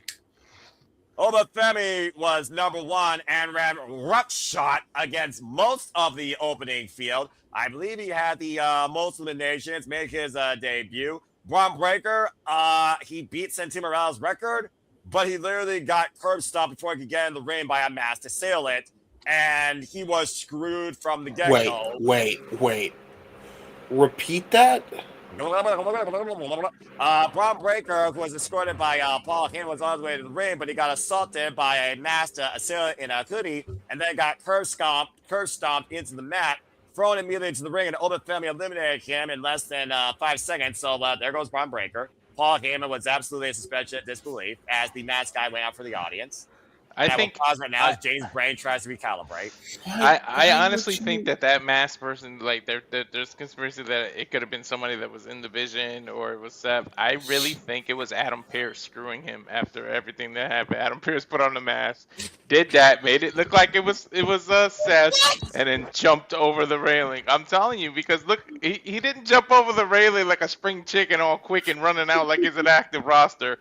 There's a little hesitation there, and he kind of just slipped out. That might be Adam Pearce. And think about how much Heyman is saying, accusing him of keep screwing Braun Breaker. It's your fault. He came out number 2. It's your fault. This, that, and they keep blaming him. I really think Adam Pearce did this shit. All right. All right. Look, you can give all the storyline excuses in the fucking world. This is gonna be my one bitch for the whole show that I've heard so far. Sorry. Gotta say this. Go for it. I don't care if it's Jesus fucking Christ that threw him over the top rope. It's Braun fucking Breaker. It's Braun Breaker. Mm-hmm. Accurate. Why in any fucking Because aspect fuck you, that's why. are you going to give him the Santino treatment? I can tell you one very big reason, Let James. this is funny. Let finish. Then we'll go to JJ's pots. You done, JJ? You okay? I don't want to. Tranquilo, mi hermano. I can give you a very solid reason.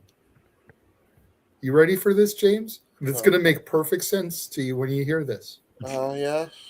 Everybody complains about how predictable WWE booking is. That was about the most unpredictable thing they could have done. With Braun Breaker, anyway. You had... Everybody has been hyping Braun up as being the future of the business.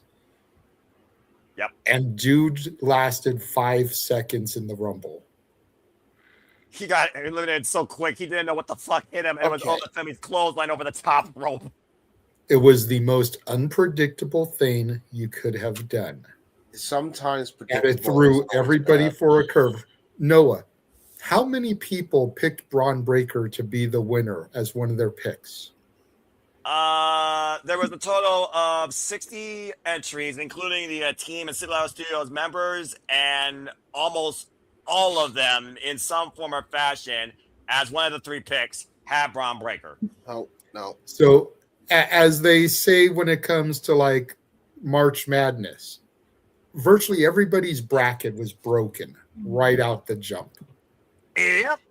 I get the whole unpredictability factor, but sometimes I think it was sheer genius. That was it flabbergasted me. I couldn't figure out what the fuck happened or get back on the call for a duration, and it almost felt like this Royal Rumble was expedited for longer entrances because there was not 90 everybody. Seconds. That was like 60 I think seconds. it was sheer genius because if Braun had made it to the Final 4, Final 3, Final 2, everyone would have been bitching about how predictable it is. He is okay. I'm gonna counteract all of that, and sometimes predictable isn't a bad thing. I'm sorry. This guy is fucking Brock Lesnar. This isn't this isn't a normal.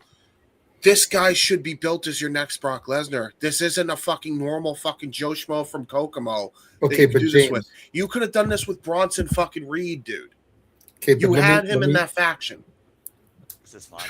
I'm sorry. I don't mean to be pissed, but like, no. But here's my counterpoints, and I'm glad we're doing this. This is fun. I like this. You've got Obafemi in this Rumble.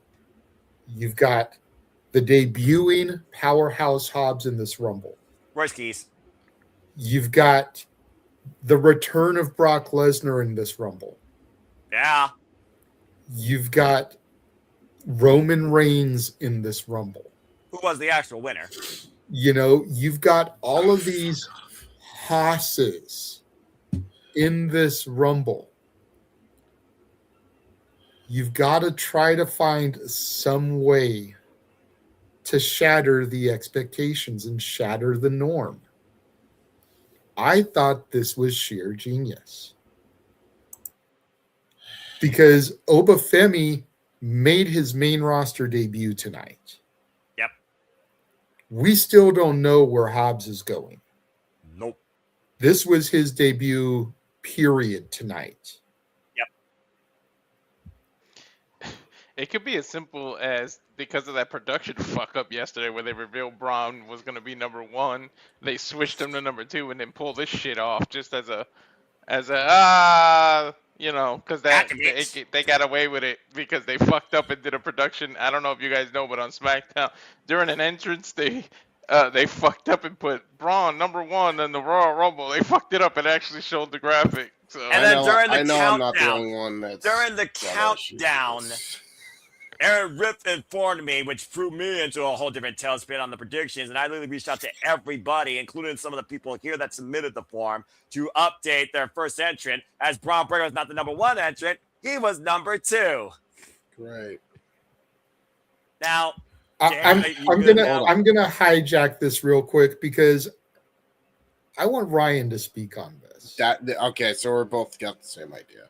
Because he's sitting very close to the camera. Like he's gonna wax poetic here. And I heard him speak a little bit in the spaces earlier. I think I could be wrong, but I think he might be leaning towards my side of things as far as the surprise factor here. Ladies and gentlemen, And welcome the to the predictability. Ryan, the floor is yours. SRS debate. Well, actually, I think how they did it was not great. I'm gonna be just to. I don't mind that he got took out. What I dislike is it's another masked man. We've done this angle quite a few times already, and I'm curious how many more times we're going to see this before the end of the calendar year. That said, this was not Braun Breaker's moment. Braun Breaker's already a guy, and he's going to, assuming he's healthy by WrestleMania. Braun Breaker has Seth Rollins at WrestleMania. All right. Does not need a story in the Royal Rumble. All right? Very simple. Obafemi was allowed the opportunity to really be showcased. That said, you also had, some interesting talents between Mr. Iguana making his Royal Rumble debut for some comedic roles. El Grande Americano making his Royal Rumble debut. Also, El Grande Americano making his Royal Rumble debut. Right? So, like, I just want to say, the story was not for Braun Breaker on this one, James. I agree with JJ that our expectations were subverted and needed to be subverted. What I disagree with is how they decided to do it, because it's just another masked man angle. And if it is by some chance Adam Pearce, I'd be shocked, mainly because he grew a goatee really fast. You know, this is what it is. But I'm not so sure who that is. And now the question is, who is it? So a new masked man has targeted the division. A masked man just joined the division, right? So there are storylines being made here. So I've heard someone suggest Finn Balor. I've heard other people just suggest it's the stand-in for Seth Rollins. Seth Rollins wasn't supposed to be here, and Seth Rollins is nowhere near healthy as far as I'm aware. No. So it is what it is. Either way, Royal Rumble. Yes. Does Evil have a goatee? Oh, God damn it. If Evil got that small, man, I'd be concerned. Like does he have like stage like 96 cancer? Okay, like I'm not that familiar with Evil. I'm not that familiar with Evil. That's why I asked the question. Okay. Whoa. I don't know height, weight, build, facial features. Evil's a bigger dude in terms of Okay. stomach. A huge dude. There's no way in hell that was him. But another masked man doing Seth Rollins mannerisms, attacking someone now in the division, while the last guy did it to attack other people. So I just either way, there you go. Right there. Get that off the screen. That is now sinister. Produce whoever did that. I did that because they saw it. You're lucky I don't take you off this feed. Continue, Ryan. We have the debut of the now known Royce Keys, and he had a pretty good showing in his own right. And Obafemi had a total of 5 eliminations, tying Glass Legend tonight as well for the most eliminations in the both Royal Rumbles. So it is what it is. At the end of the day, I like it when my expectations are subverted. The story was not about Braun Breaker. Braun Breaker has a bigger story down the road, and there's no need to waste the time because your minutes matter, and it is what it is. If you see me defending Triple H booking, it's probably because it was the correct thing to do in this particular situation. This is what it is. Yeah, I never said that I enjoyed the masked angle, but just was, championing for the fact that what they did with Braun, I felt was the right thing to do. Datilla. Yeah. Your thoughts on the men's rumble? About to say I didn't even go through. We're just talking about Braun Breaker, but fuck it, go for it. I was gonna say, like, we don't need to go through every entrant. Like, nah. The big thing here I felt was the Braun Breaker, the surprise entrance. I will be dipping out. Good night, everybody. Good night, Ryan. Bye, Ryan. Iguana. Layeska making his Rumble debut. The Battle of the Americanos, El Grande Americano and El Grande Original, as I call him. Fuck me. Which Noah was over here losing his shit over. It was the greatest thing ever. It's worth watching our coverage back just to watch Noah lose his shit. But go ahead, Nutella. Well, I didn't finish watching the men's rumble, so I don't think I could comment specifically on the men's rumble. Okay. But I did see some of it, and I do have to agree. I'm like another mass ankle, like another one.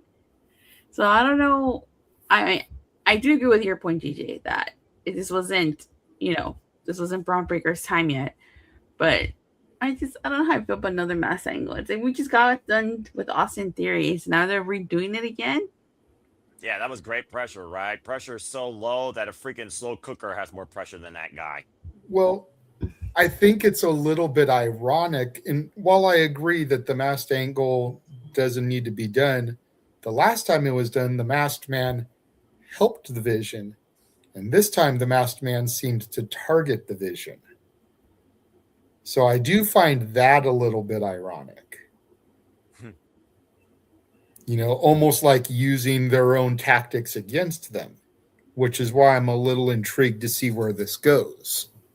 My money's still on Seth at this point, because Seth was wiped out by this revision. It has to be Seth friggin' Rollins. What if the masked man was Austin Theory? I mean, he did come out later, but again, the jury is out. Other things, though, I mean, you saw Drew McIntyre cost Cody Rhodes with a Claymore on the side of the head. He tried to skin the cat. Jacob Fatu and freaking Cody Rhodes brawled in and out of the ring again. Family stood in the ring. Jey Uso, Roman Reigns. Jacob Fatu. There was a Samoan face-off at one point. Jey Uso eliminated by Roman Reigns. By the way, Roman humored Jey to run it back. That freaking Fiend's trying to get on my nerves right now. He is becoming more overkill than Joe Hendry's gimmick. Stop it, Walter. And, I mean, LA Knight, came back and wiped out the Vision after they injured him. I thought that was a nice touch. Gunther being the final man. Talk about always the bridesmaid, never the bride. Third Rumble in a row, I'm pretty sure. He was the freaking runner-up after Roman Reigns allowed him to escape the sleeper hole, basically. Drove him head first in the top turnbuckle and eliminated Gunther. And Roman Reigns is back where he belongs. A man that's been very vocal about WWE hasn't done anything creative to create that next big star or needle mover, as JJ put it. And now the needle mover in WWE is back where he belongs in the main picture. I also want to say this. That was not fucking 90 seconds. They put more time in the Aftermath pyro display that you were hoping to smell something cooking than they did anticipating you on the next Royal Rumble entrance. Agreed. What did you say when you mentioned Jey Uso's theme? The running it back or what?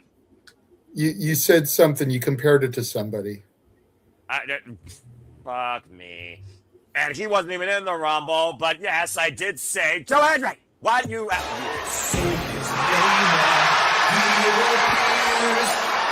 believe in Joe Hendry. I believe in Joe Hendry. Damn it. I wasn't ready when you said it the first time, so I had to get you to run it back so I could get the gimmick in.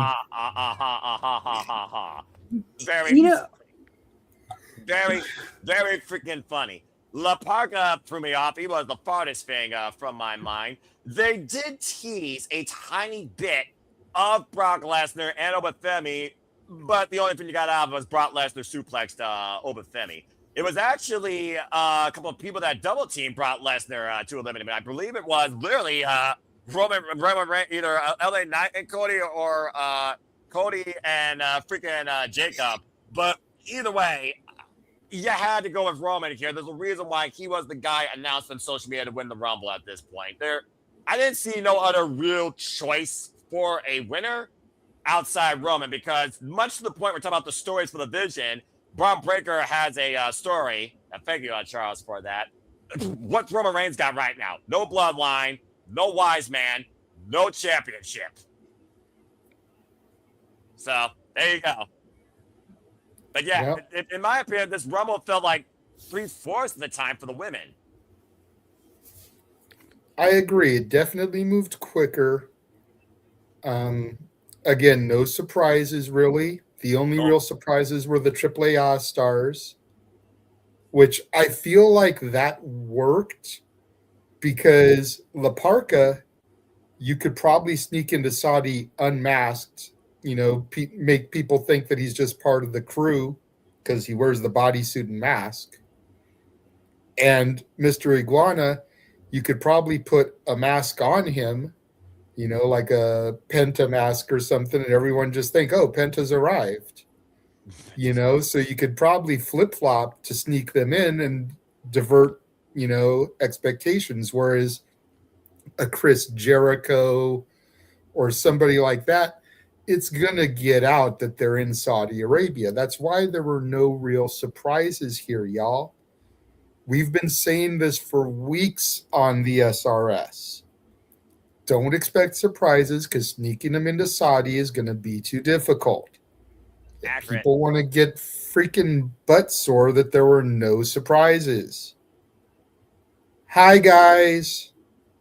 We're not those established channels, but God damn it, we know some shit when we say it. Damn, JJ. Just go ahead and tell everybody what the internet is about.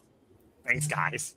But yeah, Yes, and that was the T'Challa, Royal you Rumble. unmuted. No. You look like you got something to say. Yeah, actually, talking about Mr. Iguana, I think it was Tamatanga who posted a picture. You could kind of see Mr. Iguana in the background. Like if you really like zoomed in, you could see him in the background. So yeah, you could. Jeez. But I mean, Layeska got in there too. So was Layeska an official participant? No. Layeska got thrown over the top rope and eliminated. I say Layeska was the participant, yo. No. What are you gonna get Yeska? It's a fucking puppet.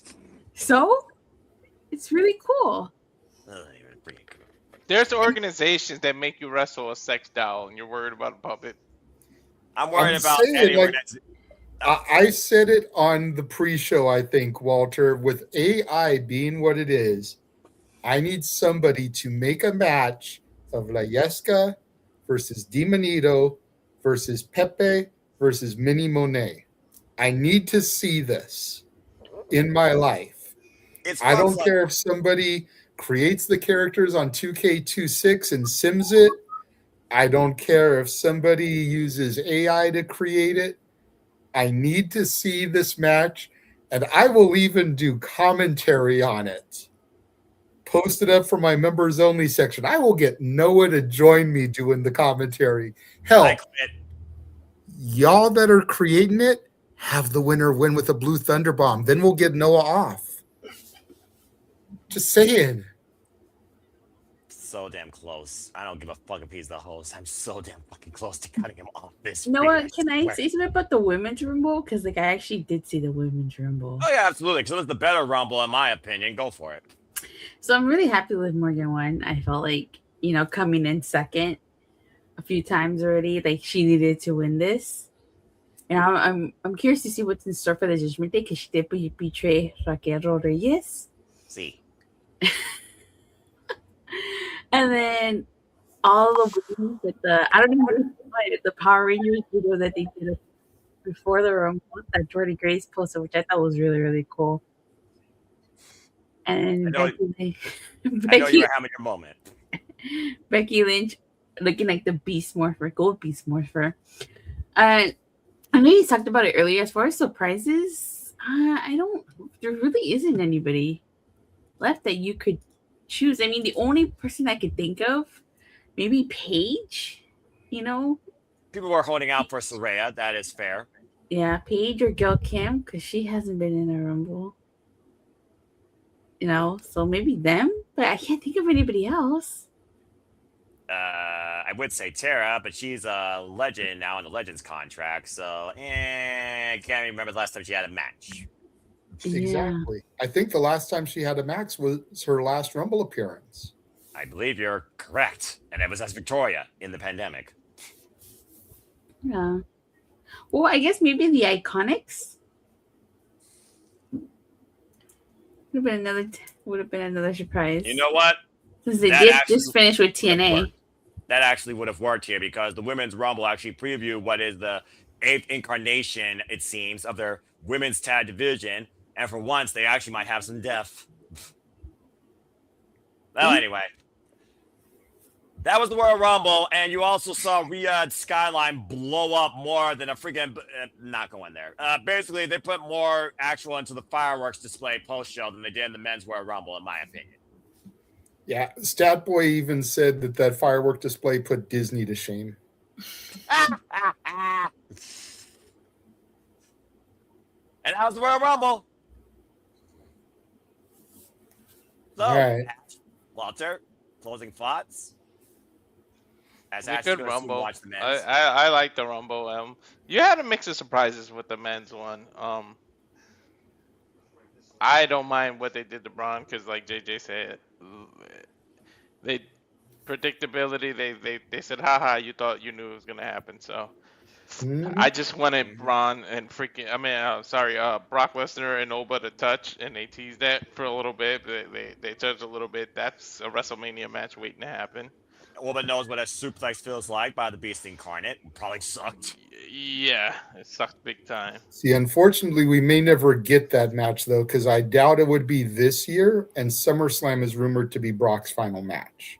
And we all know who's rumored to face him at this point, right?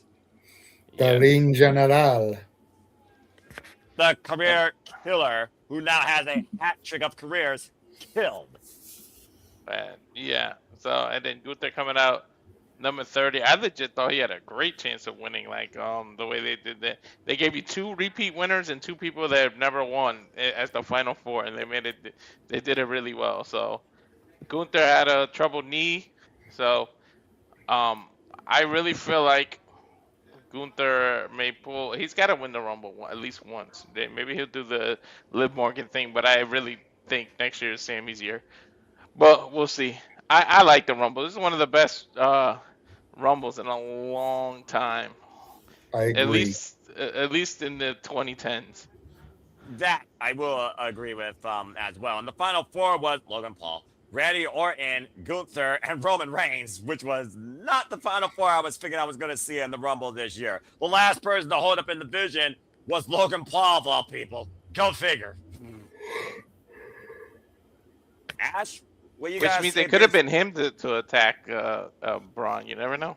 I think the Masked Man was a little shorter than the ever so lanky Maverick. Again, I'm still holding out for Seth freaking Rollins because if WWE is all about continuity and storytelling, let's not forget Seth freaking Rollins was wiped out by the division via spears and tsunamis. Just saying. Braun Breaker, the first person brought in the division by Seth Rollins. Seth Rollins attacking the man that took him out of his vision. Sounds like long-term storytelling to me, and sounds like a WrestleMania match waiting to happen. That being said, we know Cody Rhodes isn't involved right now. Congratulations, Ash. Your politician is still out of office. Face to Drew McIntyre, Claymore in the side of his head. Whether he or Jacob Fatu actually have their match at WrestleMania, who the heck knows? So, based on the outlook so far, as you're going to get ready to watch it, what do you think? I watched the first bits of the Royal Rumble. Oba Femi looked really good, like eliminating fools left and right, as he should, because he's the destroyer, the ruler. The Braun Breaker getting eliminated as quickly as he did, that was surprising. I was like, oh, okay, I was not expecting that. This is a story beat. I wonder how this is going to play out. This could possibly lead to WrestleMania. Cool. Only way to find out is tune into Monday Night Raw. So, yeah, that's going to be fun watching with my mom.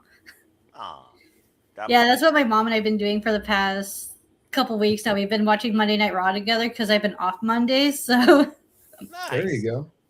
It's one way to watch stuff together as fans, whether casual or hardcore, or re-engage a fan or bring in a new fan. So, I approve of that, but still. Yeah. WWE matches on YouTube saves me the following day. I'm kind of mixed towards Roman Reigns winning because, yeah, it's the safe pick, but at the same time, who else do they have that they could have won the Rumble and make storylines out of for the title?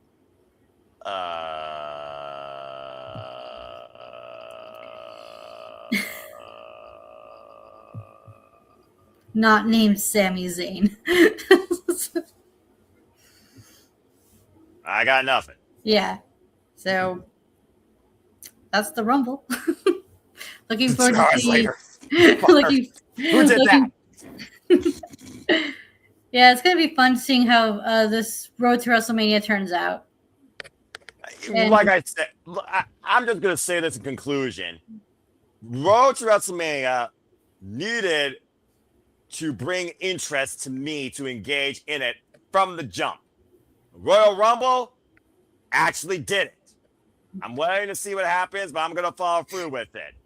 And again, we're in the ESPN era. Thinking of the PLE so far. Regisalusa, Crown Jewel, Survivor Series War Games, Royal Rumble. Between Crown Jewel and Royal Rumble might have slightly surpassed it considering that unpredictability that we saw tonight, and we're setting up 2 marquee championship matches right now on the grandest stage of them all. Good stuff overall. It was a weird show, but it still was a noteworthy show, and I don't have necessarily any, regrets calling it. Although I will say this, the Braun Breaker thing, JJ, me, Walter, Statboy, ad nauseum, were so fucking confused as the clock freaking countdown every 60 damn seconds practically. I wasn't able to get back on track till probably the 6th damn entrance. Yeah. That was the biggest what the fuck I've seen in a long time by WWE, so great job with that. To your point, he eliminated Braun, Solo, Ray, Rusev in order. And Cardona, I think, was part of that as well. Good grief. Also, the Grande stuff. Just stop it. Stop it. Stop it. That was great. God bless it. Anyway. Well, we'll see what's next for Cody or in Fatu. Does Brock Lesnar show up still for WrestleMania? Do we get Seth before the Elimination Chamber? What the fuck happens next? Folks, stay tuned. That's the Royal Rumble. Noah might protest that match, Charles. JJ, take control of your show and go to a commercial break before I have an aneurysm. Damn it. Well, we have one more show to discuss. Briefly. What show is that? The GCW show from tonight. Oh. I'm not going to say too much about it because James isn't on the air here to cover it with me. I'll just say that, Noah kind of correctly, kind of incorrectly referred to it as a house show card since there's no titles on the line. The main event did hold some serious title implications. At least James and I feel that it did. You were hoping it would. We'll see what happens, what Brett Lauderdale does going forward, because it was the GCW champion and Ultraviolent champion taking on the team of Bear Dozer, Bear Bronson, and Matt Tremont. The way me and James were looking at it, just a second, I see your hand up. The way James and I were looking at it was that if either Tremont or Bear got a pin over Atticus or Otis, that person would probably be in line for a title shot at a future date. And if Atticus and Otis got a pin over Bear Dozer, they would probably be in line for a tag title shot over Busta and the Brain at a later date. Potentially turning Vandal 48 into the 2-man power trip. Unfortunately, we don't know what will happen as of yet, as it did turn into a 6-man. So that match will be thrown out of the prediction league. That's right. As cousin Coger, Christian Napier, got involved as Vandal 48 attacked both Tremont and Bear Bronson during the entrance. And then Slade came out to help even the odds. So it turned into a 6-man. But we did have that team get the W as Bear Bronson pinned Christian Napier. So I think that was a smart decision. You protected and kept your 2 champions strong while still giving Bear a much-needed W as he goes into his title opportunity against Atticus tomorrow at the Superpower Slam, which Ryan, James, and Hannibal will be covering, the Wrestling with Tism team, as that show is a fundraiser to support the neurodivergent community. Respect. But it'll be interesting to see where things go from there. Otherwise, it was a solid show, but it also was if you had missed it, you didn't miss much show. Nick, I did see your hand up. What's up, bro? Hi, guys. Hi, Nick. How are you guys? Everybody good? I'll be good in 2 minutes and 20 seconds. When I bid you all fine, I do. Continue. I'm good too. All y'all. I missed y'all. Okay, quickly. Just because I came here at the end of the Royal Rumble talk. I thought the show was boring as shit, but that's not here nor there. Which show are you talking about? The Royal Rumble. I watched it. You thought it was boring as shit? Why? I don't know. Nothing kind of interests me. Like the Royal. Okay, so I don't know. Again, can I preface this? Let's preface this by saying I am a AEW fan. So take my bias. The women's Royal. I don't know. I just thought both Royal Rumble matches. It felt so much longer, and I felt like nothing of importance, at least to me. Like I didn't see. I was just watching, and I'm like, oh, okay. Can we get this on with? Like, you know what I mean? I kind of was just hoping for the end for both matches. I don't know what you mean, because the rest of us were thoroughly entertained by the matches, and especially the women's match. Yeah, no, I don't know. But see, like, I really enjoyed the Gunther Styles match. I don't know. I'm weird. I'm just a weirdo. I don't know. I just thought was bored of the show. The only thing, like I said, that interested me was the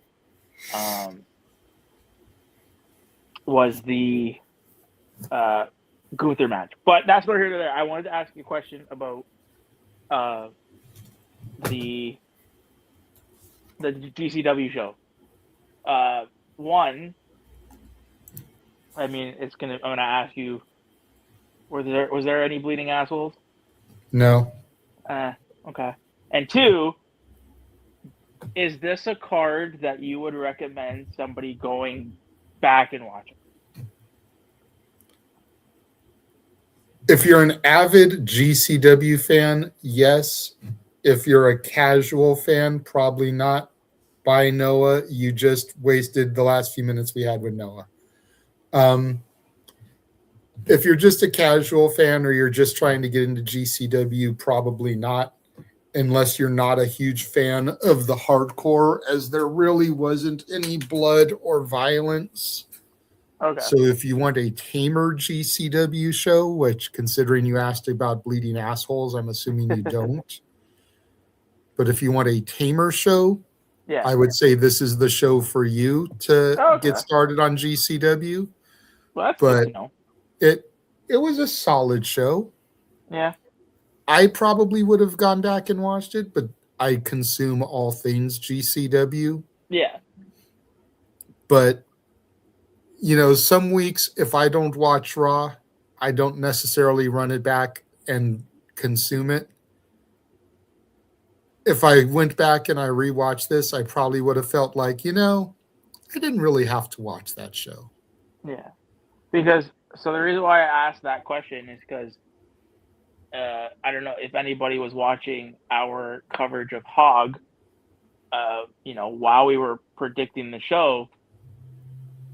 It was tough to kind of predict because, you know, it seems like with HOG, you have to watch the HOG show before to kind of get a grasp. So for example, we were talking about 5150 versus main event.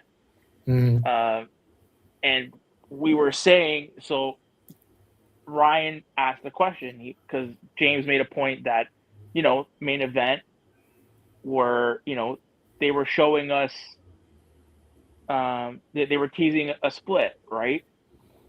So Ryan asked, you know, is that like, when did this happen? So my thing is, you know, with this show, if you didn't watch this show, should you go back and watch this show before the next GCW show, or are you good to skip this and, you know, when the next show comes, the next show comes?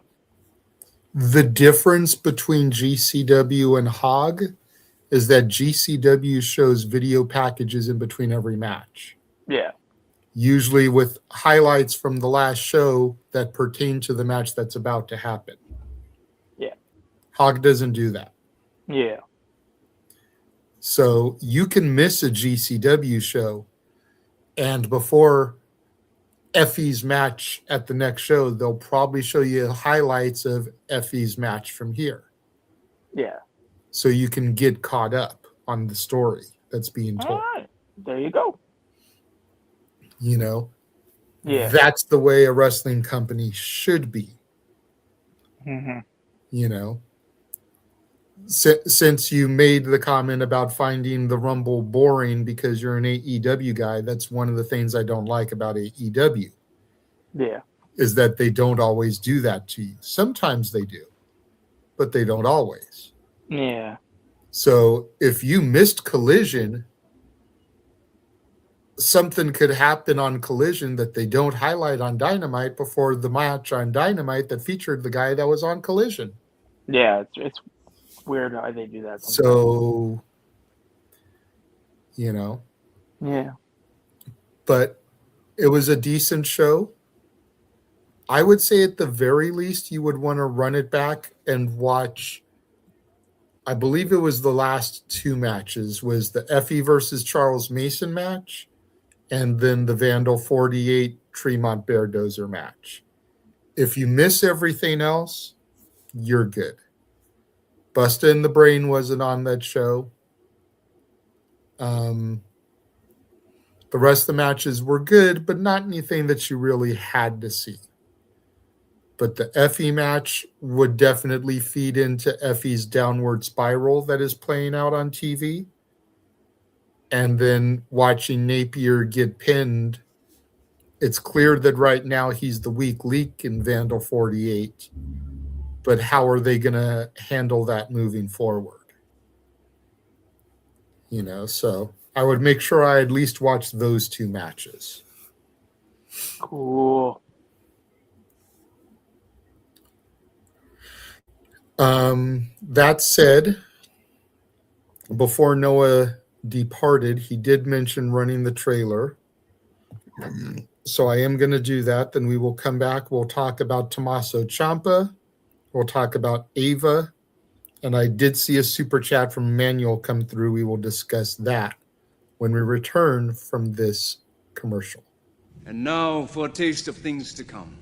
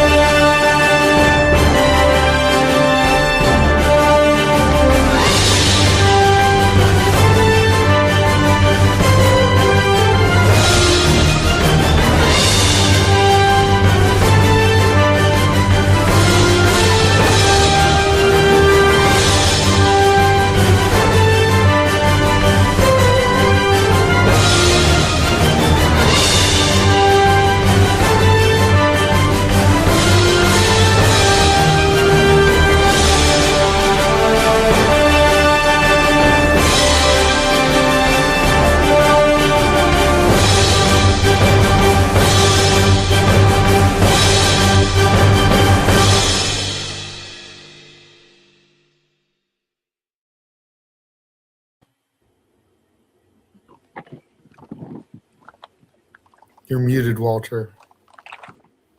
All the professional wrestling and botch. Everybody is freaking an icon. I'm going to join the trend.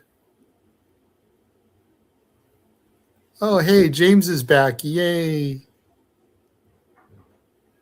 Hi, James. Hi, I just arrived back. I assume you guys just finished talking about the Rumble after the ad just been done. Actually, we finished talking about GCW. Oh, fuck. Yeah, sorry. I enjoyed GC Dub. It was fun. I basically told Nick, I was like, it was a good show, but it was the type of show that if you missed it, you didn't really have to run it back. Yeah. Nothing major happened. It was a team show. Just watch the last 2 matches, Effie versus Mason and the Vandals, Beardozer, and you're good to go. Yeah, I agree. So I will get to the super chat first. Emmanuel says, WrestleMania card predictions at this point in your opinion. Well, I think Liv is going to go after the winner of Stephanie and Raquel. I think that Roman is going to go after Punk. I think that we're going to get Maxine and Natty. And I think we're going to get a battle of the Americanos.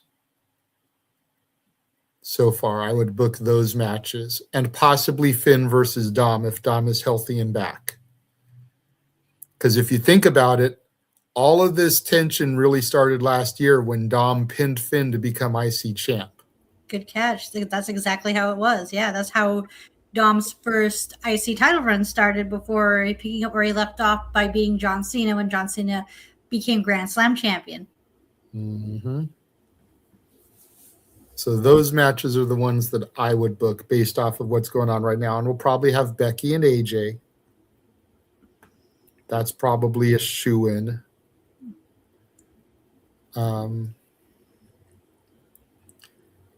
I don't know. Like there's a few other things cooking around that are possibles, but nothing that seems pretty cut and dry yet. I think a lot of the thing with Liv is if they're going to keep her as a baby face or if they're going to keep her as a heel, if they're going to turn her baby face.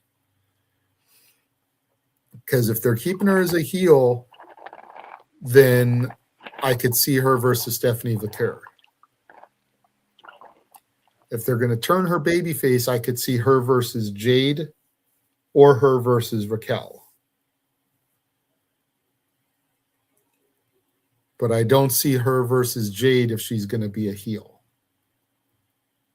Because Jade is a heel right now. So by default, she'd end up becoming the babyface in the match. But wouldn't they already be doing a heel versus heel match in I know it's not in the same card, but it seems like with Natty being eliminated by Becky, that's a heel versus heel match. So do you think they would have a problem doing a heel versus heel match? Natty isn't a heel, though. I don't think. At least not full on, because so many people respect Natty. You know, the Natty subject is tricky because even though she beat the shit out of Maxine, so by that logic, she's a heel, people have been wanting the side of Natty for so long that she's kind of getting cheered as a result. So it's a very tricky line they're walking with her here. They need to define what she is.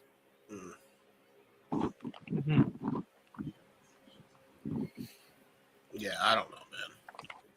Like, for me, I feel like they're going to cheer her because, like, at the end of the day, she is so respected and they love this presentation of her. It's like the first time that she's been taken seriously in God knows how long. Yeah. And whether she fights Maxine at Mania or she dethrones Becky for the IC title at Mania, she's going to get a babyface pop. Yep, 100%. I agree. Because Natty hasn't had her Mania moment yet, really. Yeah.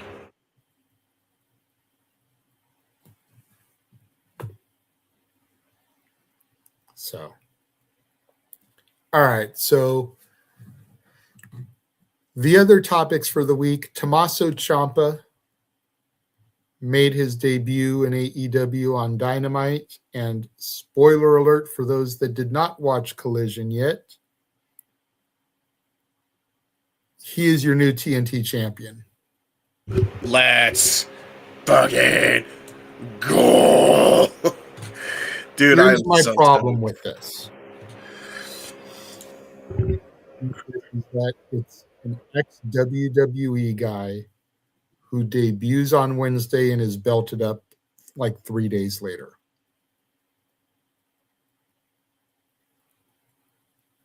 I'm not saying Ciampa doesn't deserve a championship, but when you think about how long a guy like Fletcher fought to become champion, and Ciampa's getting belted up in like 3 days.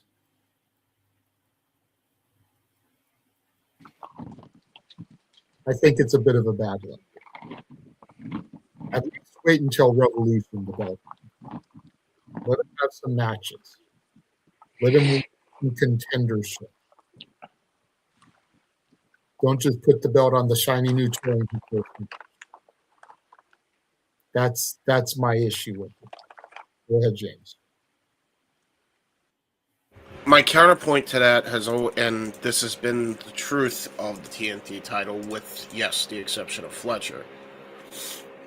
Most of the TNT champions have been because of these open challenges. It is very much a television title, and anything that can happen will happen, and it makes the TNT title feel different from the other titles that they have on the roster.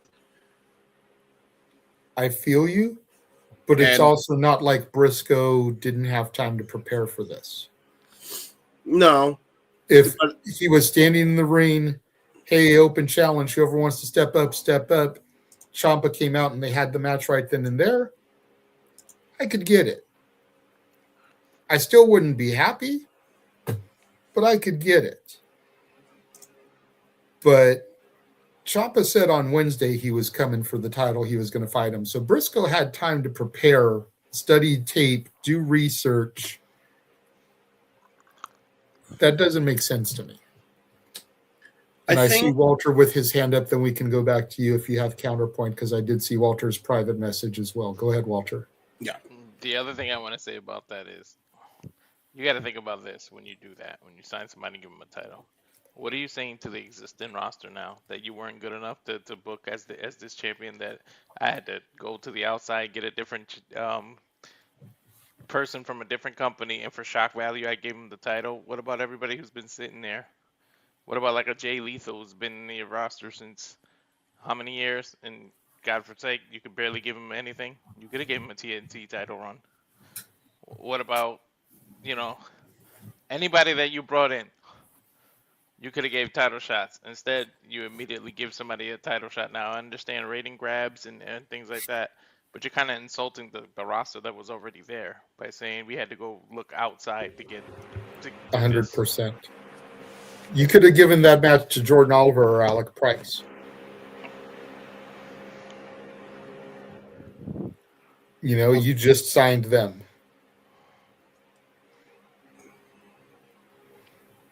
And they're coming from the independents. So there's probably not as much video footage for Briscoe to study as there is for Tomasso Ciampa. So it would have been a little bit more believable. This is me with this, because I feel like people always forget that things happen for a reason. Everybody's journey is different. Everybody wants different things. Like, we got to remember when, like, Jay Lethal, like, all due respect, I'm sorry, he's such a bad example. It's not like he did nothing. He was with Jeff Jarrett, and they were, like, doing this awesome tag run in AEW, which we were all memeing on. Yes, granted, they never won the titles, but he was still a prominent fixture when he was with Double J. And they were Triple J, right? It was really, really fun, that whole run. And mainly, he's just kind of being an agent, kind of a backstage agent role right now. And he's perfectly content with that. We don't know if Jay Lethal has, like, super aspirations of, holding singles gold in AEW, like a Samoa Joe did. That's fair. Right? Like a Tomasso Ciampa did when he came in. And to be totally valid to him as well, he does have history in a company that Tony Khan also owns. So, yes, he is a former WWE guy, but he was Ring of Honor long before he was NXT. No, I get that, but I'm just going to say it like this. And I saw the private chat. Nick has his hand up. I'm going to make this statement, and I'm going to throw it to Nick. If and when Powerhouse Hobbs gets the IC, US, or North American Championship by Elimination Chamber, I don't want to hear a fucking word. To be honest, I wouldn't even complain about that either. Because But that's he actually would have been in the company longer than Ciampa before he got a belt. Yep. But my could give him point a belt is that even though you may not say something, you know there's people out there that will. Oh, Hobbs went over and they belted up the ex-AEW guy just as a middle finger to Tony Khan. Yeah. What are they doing? They just belted up Ciampa as a middle finger to Triple H. So I want to see the same energy if Hobbs gets a championship quickly. That's all I'm asking. Go ahead, Nick. I can go back to you, but I did say I was going to make that point, and I was going to go to Nick because I saw his hand. If James wants to make this point, he can go ahead. Yeah, I'll be quick, and then you can go. I just wanted to state this, right? The difference is that there's a lot of intrigue with Ciampa as a singles champion again, especially with the performance. Nobody can deny me that his performance didn't show that he is deserving, in my opinion. And I'm really looking forward to him possibly challenging a Macklin when he comes up here. I want to see all three of those motherfuckers tear each other up in a triple threat. See, and That's me. That's where I have to dispute you, and that's why I wanted to let Nick go, and I didn't want to go back to you because now I have to rebuttal you. That's okay, JJ. Go ahead. There is no difference. Hobbs has been stuck as a member of a stable and a trio. He hasn't been a single star for so damn long either. I when agree. he was a single star, Tony didn't know how to book a big man. No. There is no difference. There is no difference. I agree with you.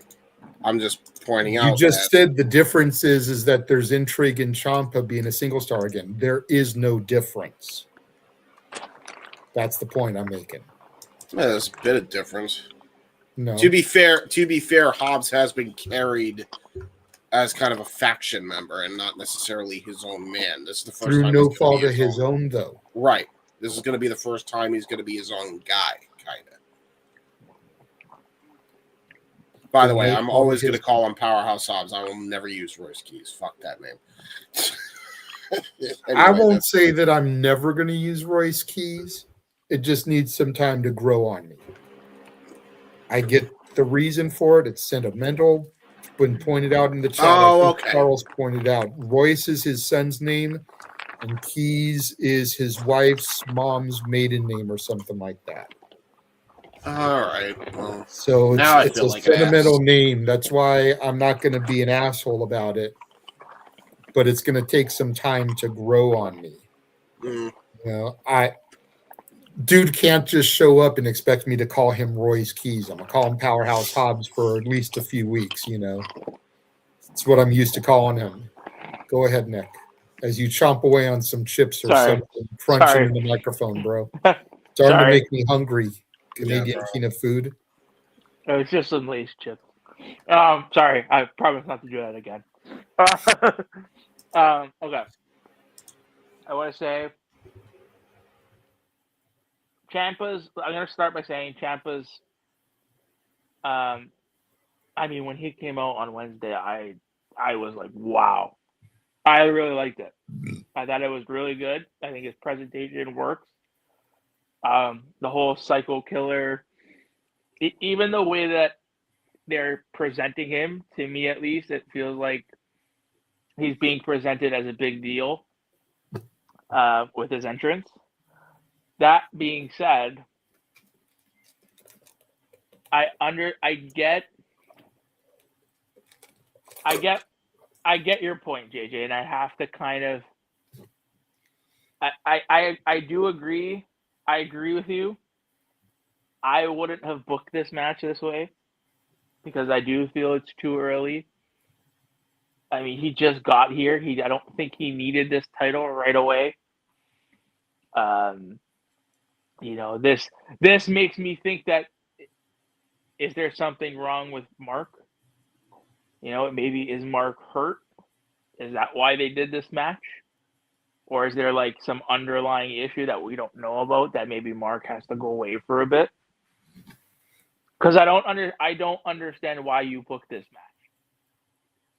Right? So like I agree with you. Like I don't think putting the title on him this soon was the right decision. I mean, shit, you've still got 3 Rascals that just debuted. Yeah, and I mean, I think they are gonna get the trios titles. I think they're gonna get them at Revolution. Yeah, I'm torn because it's great that he got the TNT title. Again, like I said, maybe who knows? Like we don't know what's going on behind the scenes. So again, maybe there's something going on with Mark that we don't know about that he needs to get done. Maybe he needs to go for surgery, right? Maybe there's some, like, we don't know. So I agree with your point. This could now, because, I mean, spoiler alert, he won the TNT title. And what did we see after he won the TNT title? We saw Kyle come out, right? I was going to say, I don't know. I was on the other call. Yeah. I just know that he won the belt. So after he won it, Kyle came onto the ramp. So, I mean, it's like you said, maybe they're, and if this is the case and Kyle is his first feud, I would hope that they use this as a vehicle to tell his first story. Like you said, what is this? You're just coming into the company and you're handed the title when I had to scratch and claw my way to get this title. Like, you know what I mean? Like, they can use this as a story, but I do agree with you. I think belting him was a little bit too early. I mean, the way I would have done it is I would have had a fuck finish, right? Like I would. You have to. I would have just done a fuck finish and have this match. Imagine this match at Revolution.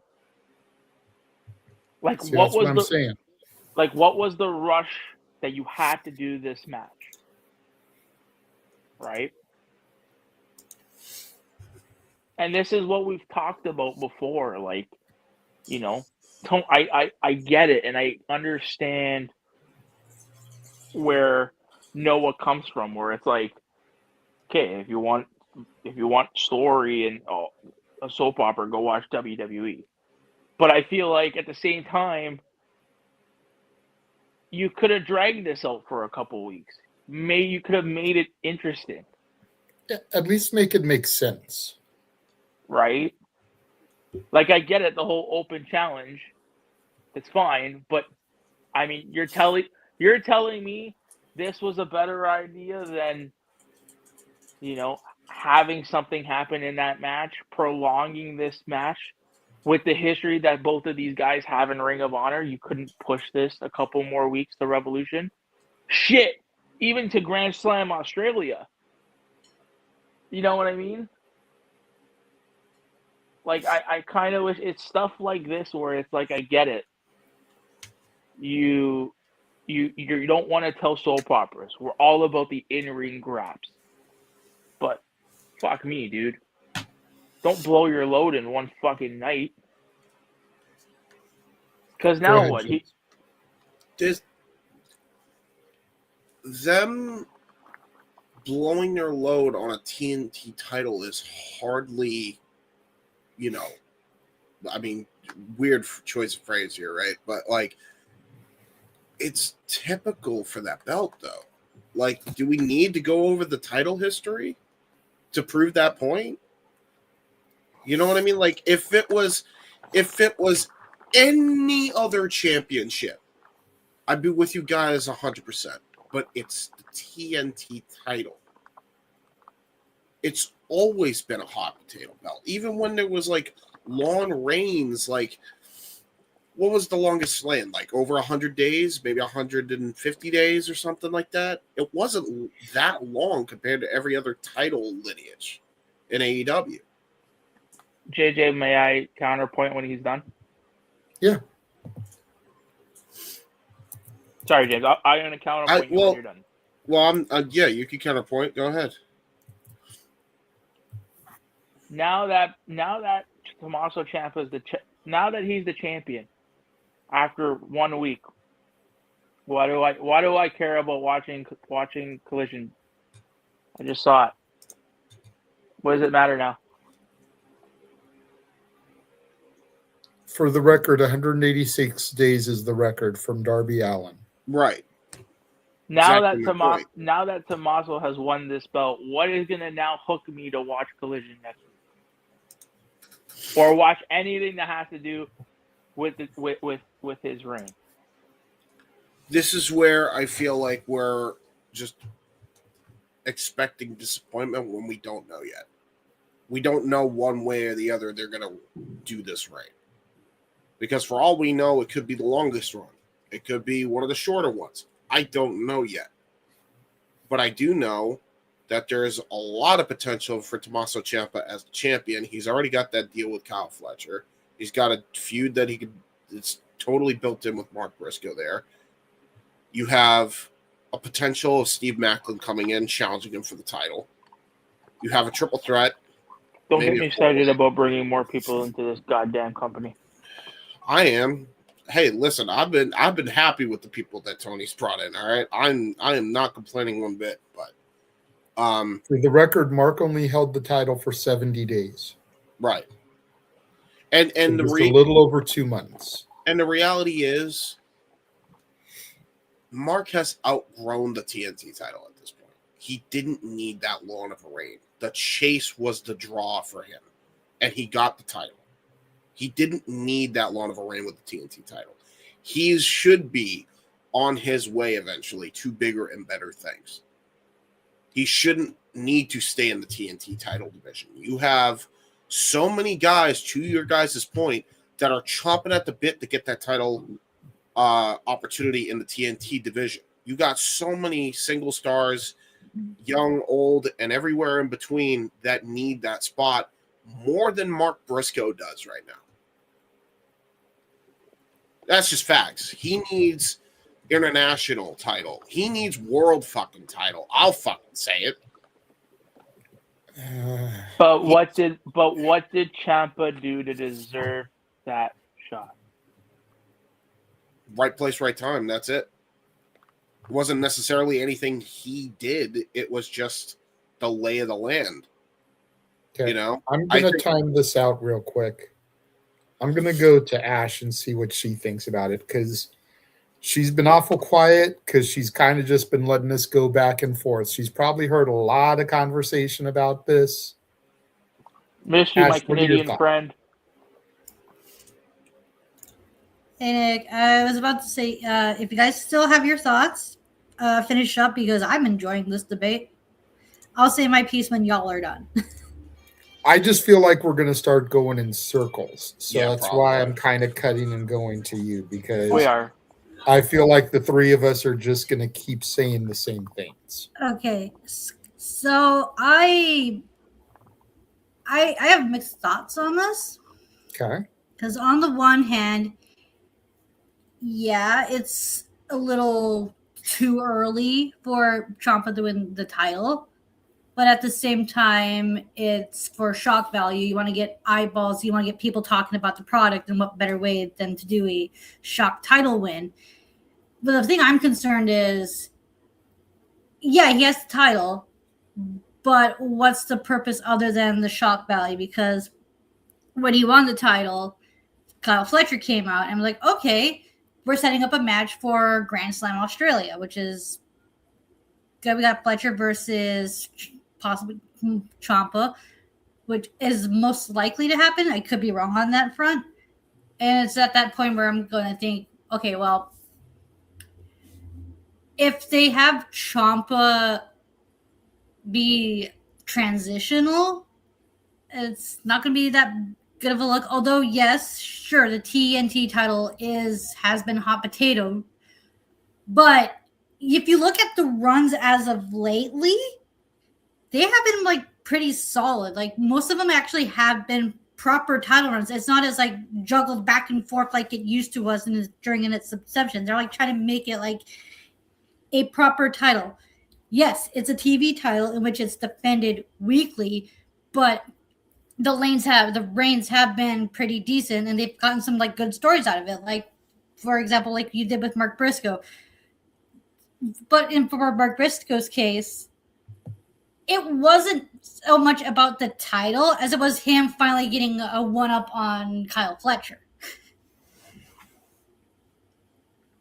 It's like Fletcher needs that title more than Mark Briscoe does, because unlike Fletcher, Briscoe actually has been slotted in the main event scene, has been tangled with main eventers, whereas Kyle Fletcher, on the other hand, only had that one match, and that was it. So, because who knows, maybe Tomasso Ciampa does actually retain at Grand Slam. I just want this run for Ciampa to have a decent, like not too short, but not too lengthy, where it doesn't come across as, oh, we're giving him this title just because of a shock win to transition it back to Kyle Fletcher. I have my hand up whenever she's done.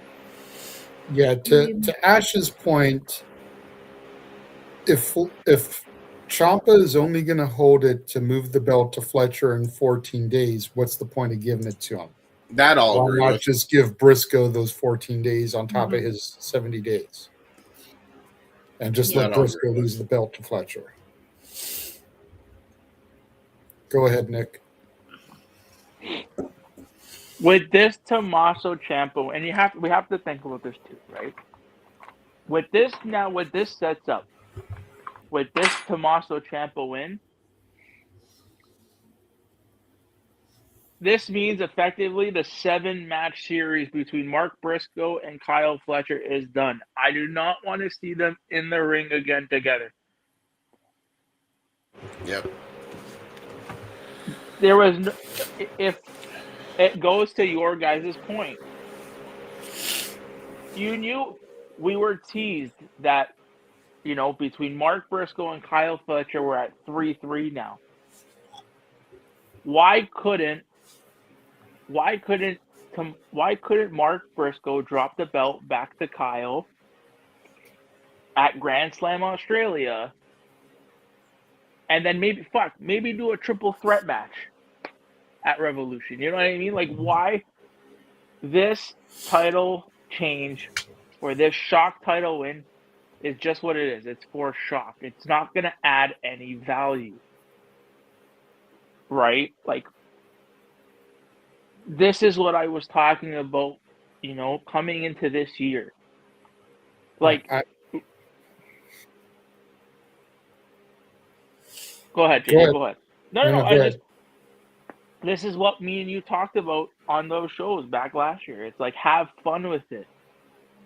Like, I don't know why he feels the need to do this. You know what I mean? Like, you could have. We're here to make, and I hate to say it, and I know, we're here about the in-ring grabs. AEW is all about the in-ring grabs. But what's hooking me week after week? Like, why am I coming back to watch this program? Especially now that you're bringing so many new roster members part of the equation. How many times have I come on this show? How many times have I went on Spaces and have preached this company, it needs a brand split, and it's getting that way every day. So again, I ask you, with this win now, what's going to get me, instead of dragging this out over a couple week span, that way it's getting me invested in watching Collision. What's the hook for watching Collision next week? There's absolutely no hook. The point that I was going to make when I stopped myself is there's a lot of people out there in the IWC that criticize Vince Russo for Shock TV booking. It's exactly what this was. So again, the people that criticize Russo are now hypocrites. Because this is exactly that. It was a Shock booking decision.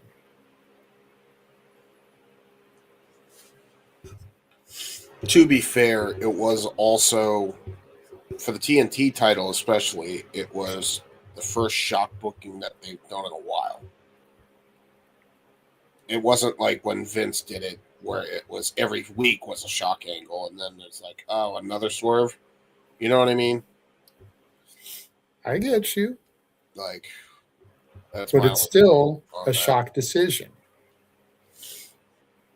I think frequency over what is like frequency over what is actually happening in the moment per se. Like, yes, Shock booking. Tony Khan did a Shock booking. Vince Russo was known for overusing that, much like he did over on a pole matches. Remember in GCW, YDMP had a pole match, and I dreaded it. And then we thought about it. It's like, actually, it's been a while since we've seen a pole match. And then they did the pole match, and it turned out we fucking loved it, right? It's because it was so long since we've seen one that it actually felt fucking fresh again. It's kind of this. You know what I mean? Like, it wasn't... Tony didn't just change the belt willy-nilly like 50 fucking times up to this point. I think it was twice with the TNT title. I think that's the biggest difference. It's not... I don't think that's a fair comparison, is to compare it to Russo, when Russo was just... He overused all his tropes. Like, let's be honest about it, right? Like, he had great things in a vacuum as so long as you could tame them. But when he kept overusing them is where he kept making the mistakes. That's not really what this is. I don't think that's fair. That's just me. And if WWE were to do something similar and, like, you know, they give Powerhouse Hobbs, like, the U.S. title, like, say, Monday Night Raw this week, I'd say the same fucking thing. Well, the U.S. title's on SmackDown, so it would at least be until then. But right, Raw, whatever. Raw has whatever the IC mid-card title. belt. Yeah, Raw has the IC title. If you won the IC title on Raw, if you won the U.S. title on SmackDown, I'd say the same damn thing. It's like, okay, Shock title, whatever, but at the same time, See, They I don't do feel it all. like you're honest enough that you would say the same thing. My problem is there's people out there that who wouldn't? Yeah, Yeah, they wouldn't.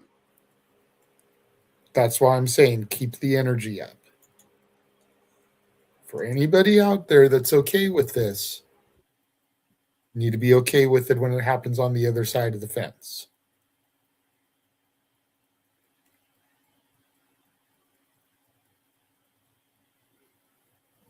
Moving on, because I feel like we talked about that a lot longer than I thought we would. Ava Raine, NXT GM, contract expired this week. This past Tuesday was her final NXT appearance. She put it out there on social media that she decided not to resign when her contract came due. What do we think is next for the Rock's daughter? Personally, and I spoke with this with a couple of people, I think she's getting out of the wrestling business. I agree. She was... I do not want to disrespect any member of the Johnson family. Everybody knows how much I love The Rock. Ava was a god-awful wrestler. She was passable on the microphone as GM of NXT. I did not mind her there. I thought that was a good role for her. But she's not going to go to TNA. She's not going to go to AEW. I think she either starts a website like some of the other girls have done. Because if we're being honest, she's a gorgeous woman. Her face looks like her daddy's, but the rest of her body looks like her mama's. So she can start one of those sites, sustain her income, or I could see her getting into Hollywood. I could see her getting roles in her dad's pictures. Especially when you figure they own their own production company that her mom is in charge of. You know, I could see her getting into the family business that way.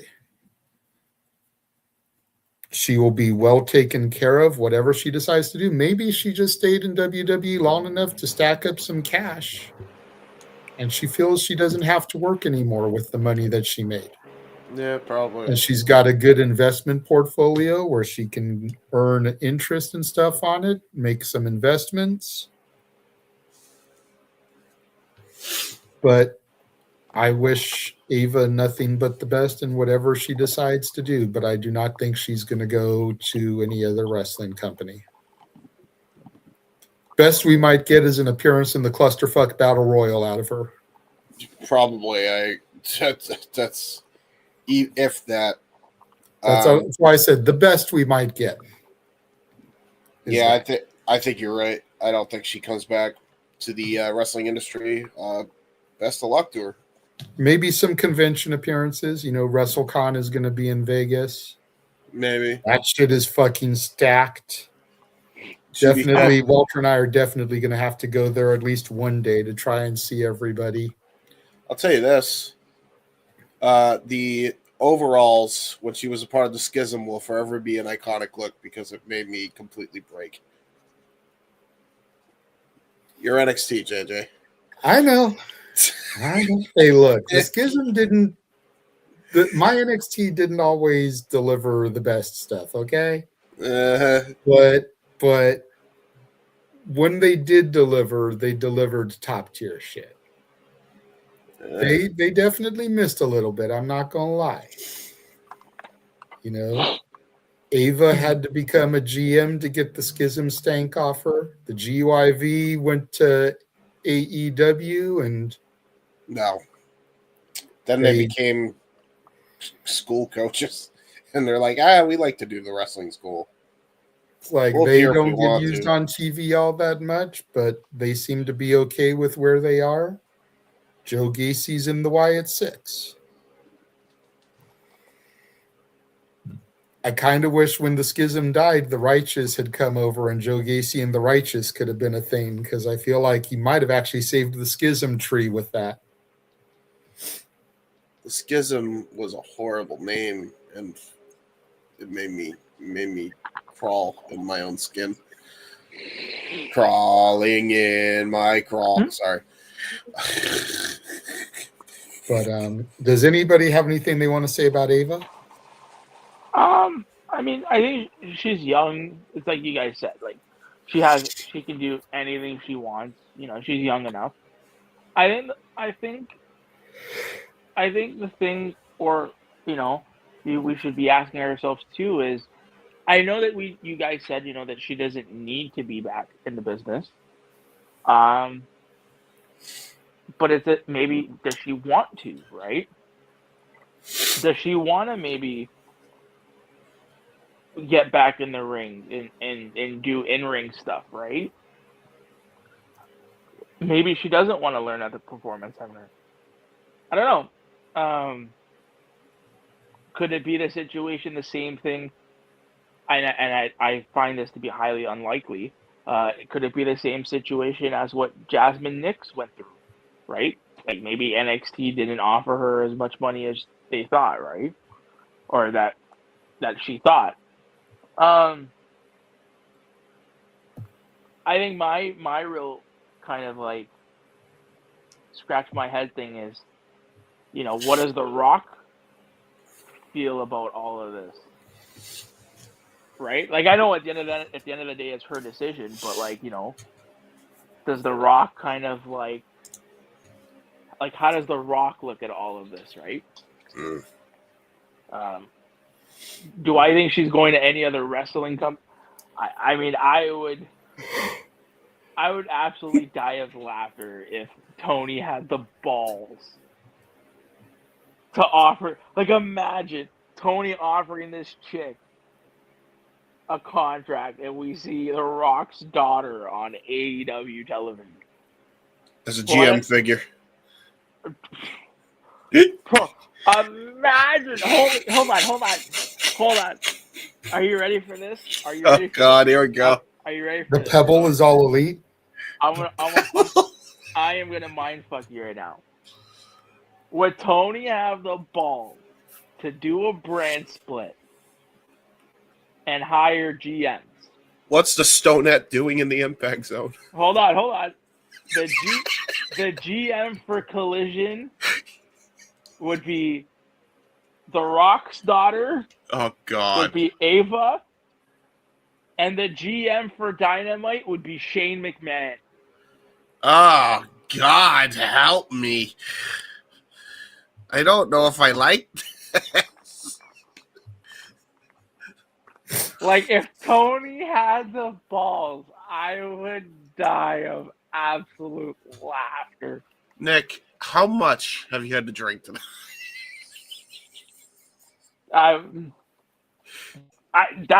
That would be petty TK at its finest. Let me throw the Brinks truck at the Rock and Vince McMahon's daughter and have them be GMs of my shows. Shane's, you're misgendering Shane McMahon now. Nick, I think you might want to rephrase that, buddy. Just a bit. Just a bit.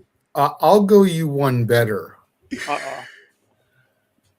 Ava and Shane's son.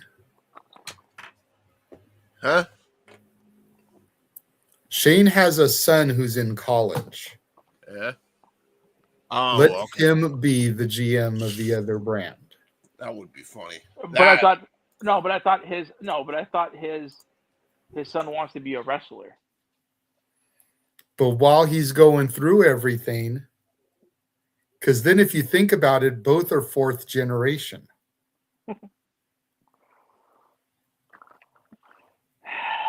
Vincent J, Vincent K, Shane, Shane's son. High Chief, Rocky Johnson, The Rock, Ava. Oh, God. Petty TK at its finest. Love it. I don't know if I like this. I want to run away. I mean, again, realistically speaking, Daddy's a billionaire probably. She don't gotta work for shit. Yeah. I'm surprised her girlfriend is working at WWE still. Like, Ava don't need to work. Yeah. I'm with it. So it is what it is. Hi, Ryan.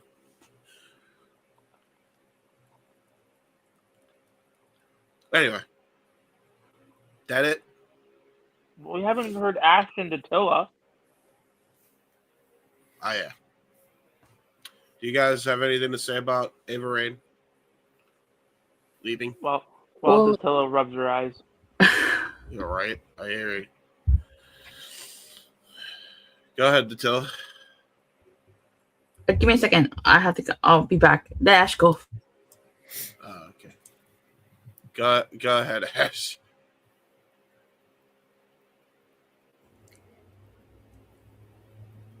Yeah, I don't know what to say. Because I'm honestly, I'll be real with you.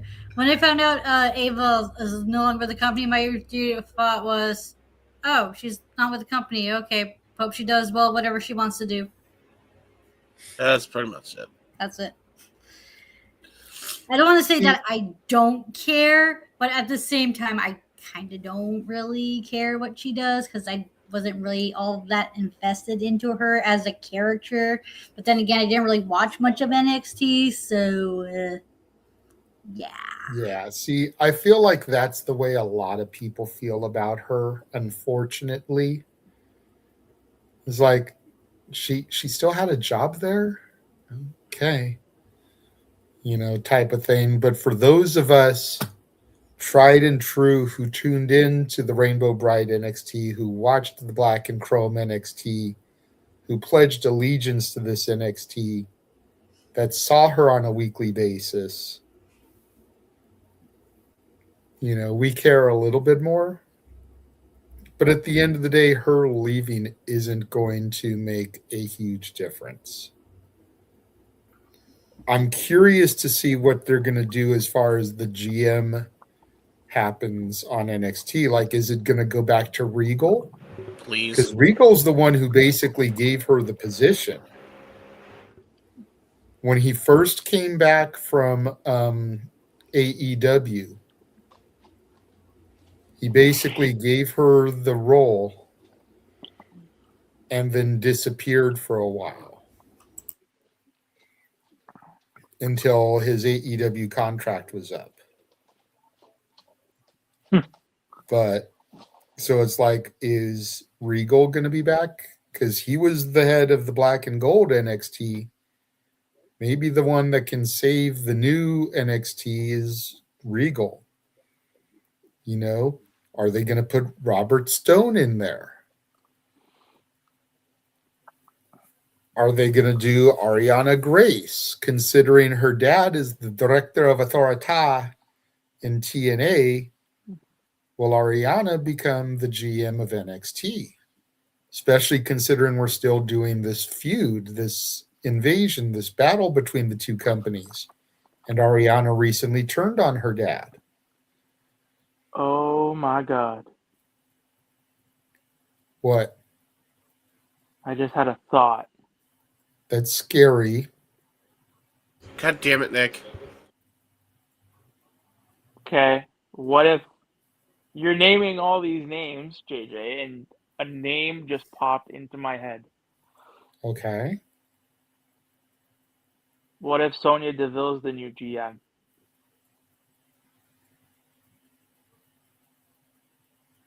And effectively, TNA gets bought by WWE. You mean Daria Ray? Yes, sorry.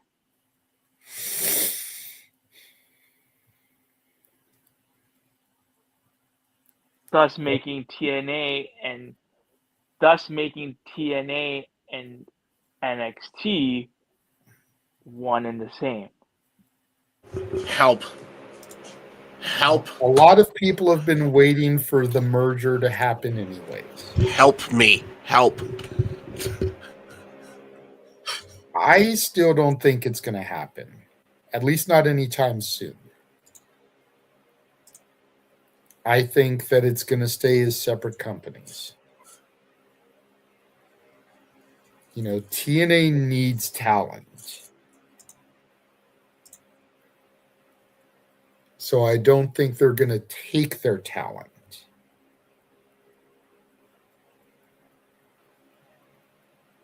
And Daria is supposed to be helping keep Santino in line because of Santino's personal feelings towards Dax ever since Ariana's turn.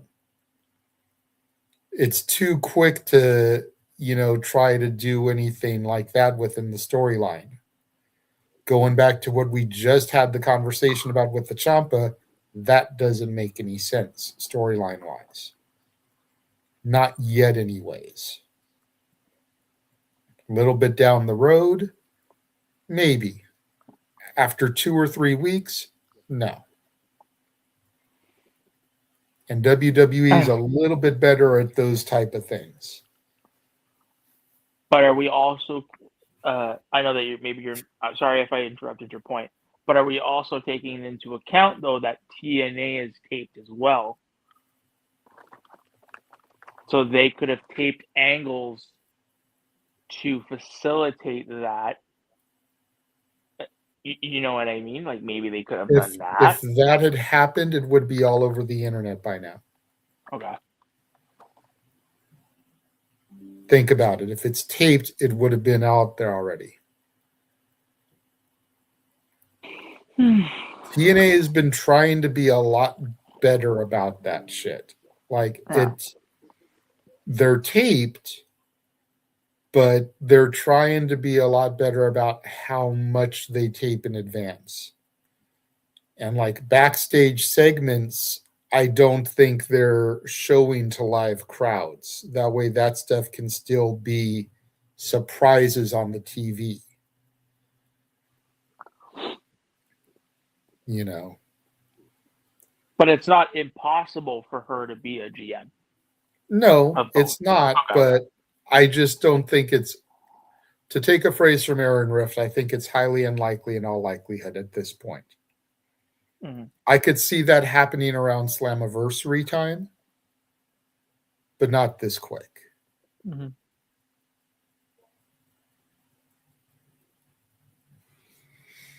Datilla, I know you usually don't work Tuesdays. Do you have anything to say about Ava leaving the company? Why do you always have to say that? Everybody here knows I don't work Tuesdays. They don't need a reminder.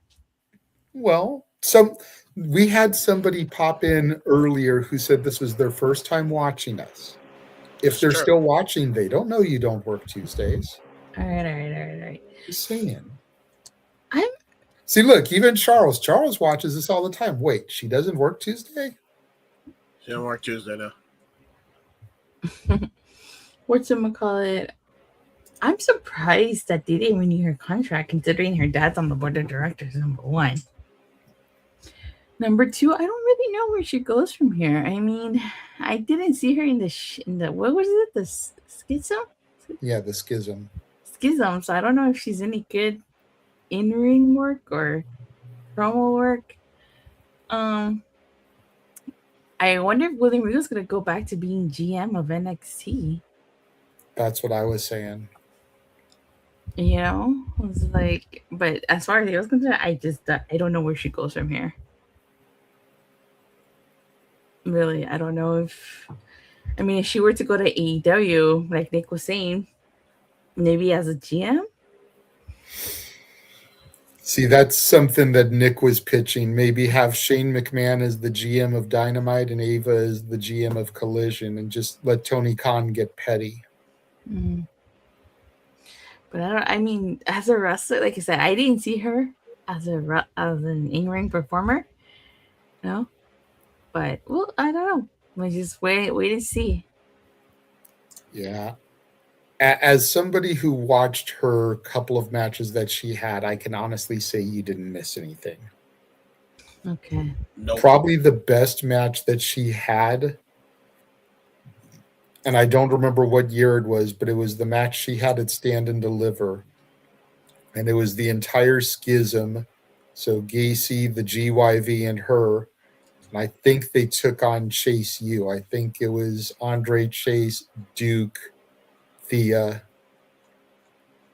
And I don't remember if that's when Dragunov was like an honorary or not, but there was a fourth one there.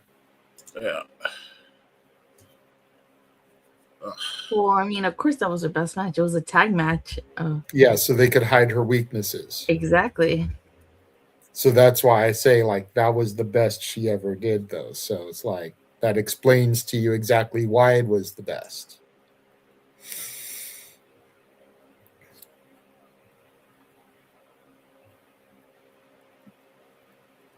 But, yeah, okay, Charles is saying 2023, so the one before Mania 39.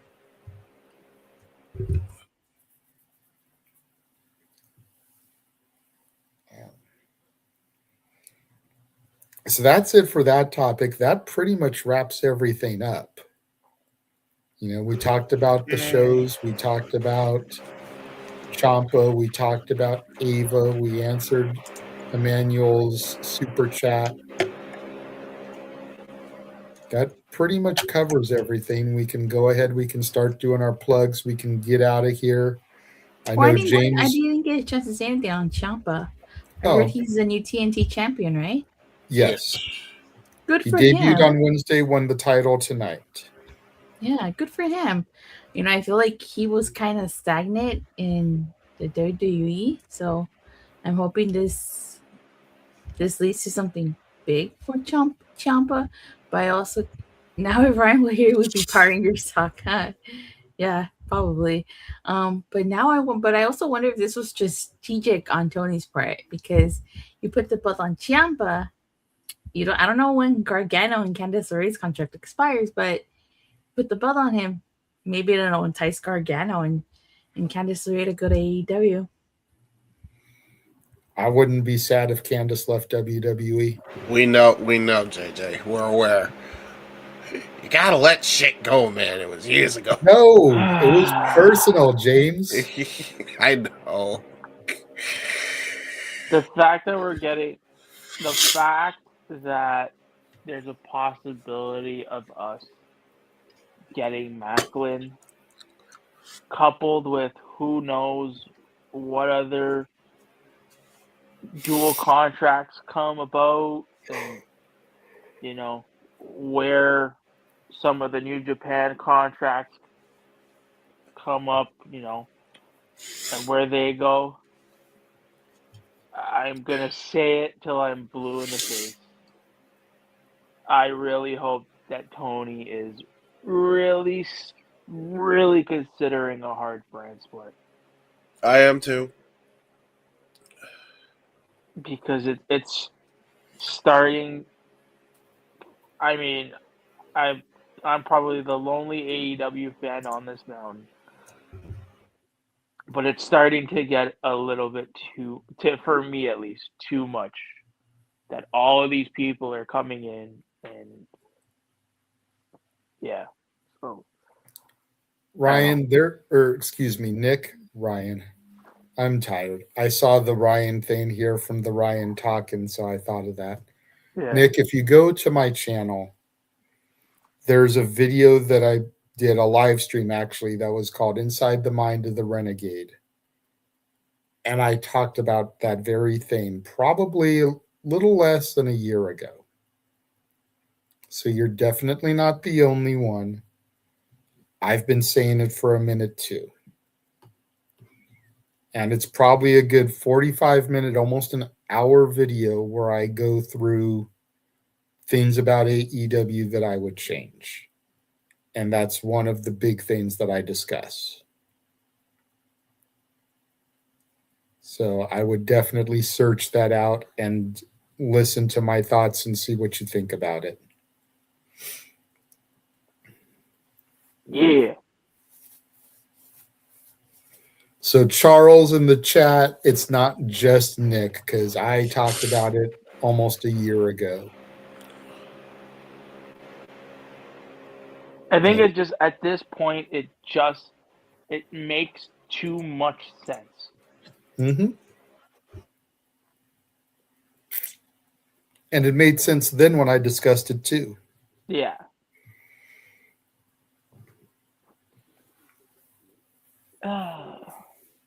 Does anybody else have anything that they want to bring up and discuss before we start running through shows? Because I know a lot of us are tired. I know James has a watch along tomorrow. And I'm sickly. It's the most important watch along that I've done at this point. I have work tomorrow. Yeah, I'm all good. I am ready. Yeah, I don't think there's already much really to say. We got, Monday, we got Wrestling Monday, we got Wrestling Wednesday, Thursday, Friday, all of the wrestling. We've got a lot of stuff this week, and we'll get to it all in the shows. Nick, go ahead and do your plugs real quick. I'm going to be professional about it. Y'all can find me on X and in the spaces and everything we do. I think my ad's like Nick B. League 12. Yes. I think that's what it is. I'll do a proper plug this time. Thank you. We appreciate that. if you guys have seen on the Twitters, we've been really pushing guests to come on this lovely show. Our Let me flagship show. handle that. Yeah, no. I'm just saying. Hopefully, you guys, check out the tweets. Okay. And hopefully, y'all, come check us out. Okay. Ash?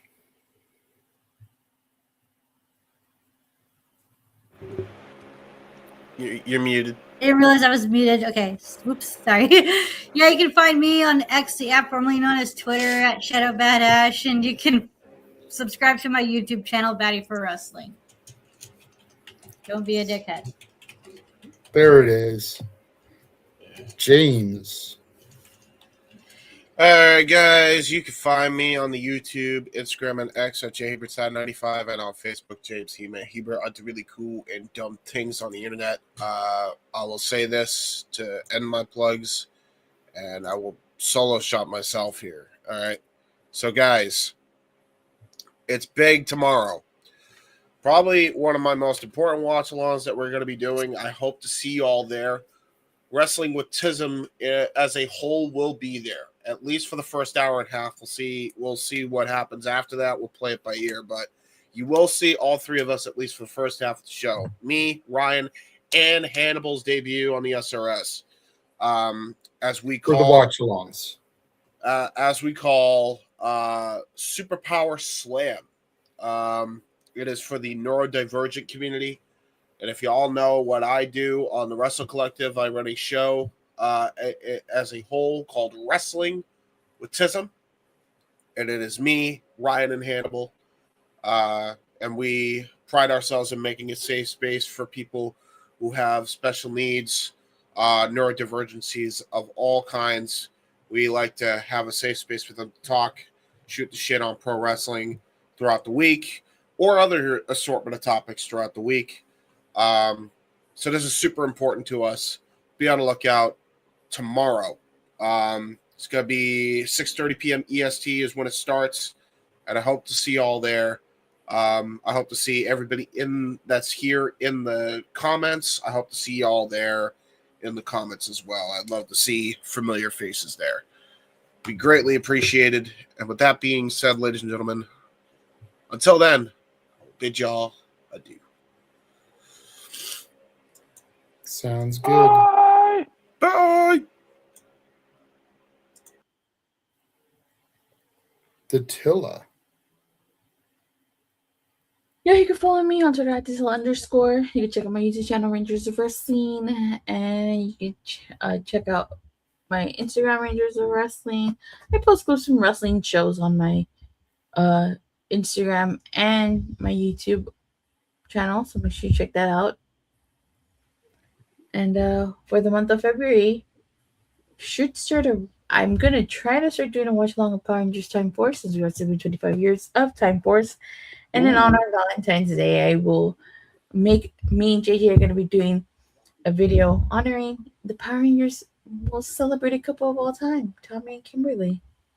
So make sure you tune in for that. Should be fun. That's like Tommy and Kimberly is like the it couple of Power But they break up. That's the thing. They break up. So it's like my personal favorite couple is Wes and Jen, but yes, love their dynamic. It gets you emotional, but I know it's So yeah, so that's all of them. You can find me on Instagram, the Renegade JJ Williams, YouTube Casa D18 Studios, X ROWJJ Williams at Casa D18 Studio. No S on the end of studio in the X. You can wrong one. You can also follow the Simply Reliable Studios on the X at SR Studios 2024. That is where we make all of the big announcements with the channel. Mentioned it at the outset. We have a lot of stuff coming up this week. On Monday night, following Raw, will be the very first Simply Predicting for GCW. We'll be doing a Simply Predicting, talking about the Jersey J Cup. I know I will be there. James said he should be there. I don't know who else is going to show up, but that should be fun doing a Simply Predicting video for a GCW show. Tuesday after NXT, the premiere of Hot Dog and a Handshake, our monthly show where I and Carlos from the Wrestle Collective get together to discuss independent wrestling. Wednesday and Thursday, I believe, are dead. I'm not sure about watch-alongs next week, but Nick kind of alluded to it.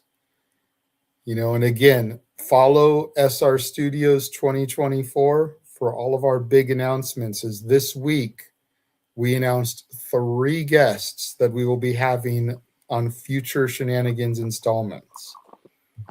Coming up next weekend, Rachel Lay will be joining us, talking about her wrestling journey, Podermania, excuse me. Then on February 28th, Heather Lynn, the Podermania ring announcer, will be joining us. And then the one that I know Nick is the most excited about is he kind of got the pot stirring on this. March 7th, the witchy woman herself, Kaya McKenna, will be joining us. Oh, man, you don't know how big I'm smiling.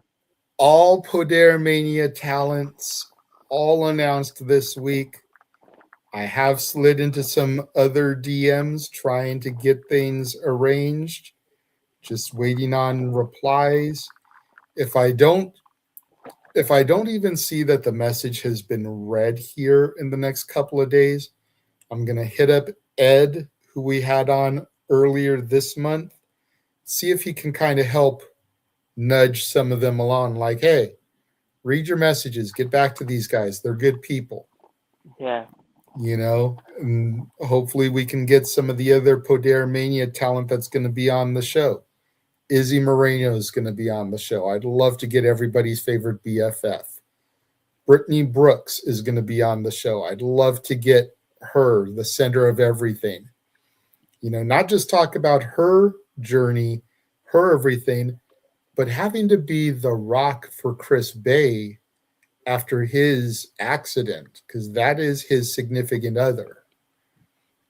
You've got Nixie XS, who's going to be on that show. Of violence. I've tried to reach out to her. Shotzi Blackheart is going to be on that show. The Ballsy Badass. There's so many top tier women that are going to be on that show that I'm trying to reach out to try to get to come on here. I just need that little, hey, hit these guys back. They're good people, Yeah. So be on the lookout. Make sure you're following the SRSX, because that is where those announcements will be made. Before they're announced here, they'll be announced there. So make sure you guys all tune in for that. But with that being said, for the Simple Man Noah Foster, for the He-Man James Hebert, for Mr. Reliable Walter Cruz, for the Wrestlefish Ryan, for the Canadian connection in the bottom here, Nick and Ash, for the lovely Pink Ranger Datilla, I am the Renegade of Wrestling, JJ Williams. Thanking everybody for joining us and tuning in this evening, and we will catch you guys next time.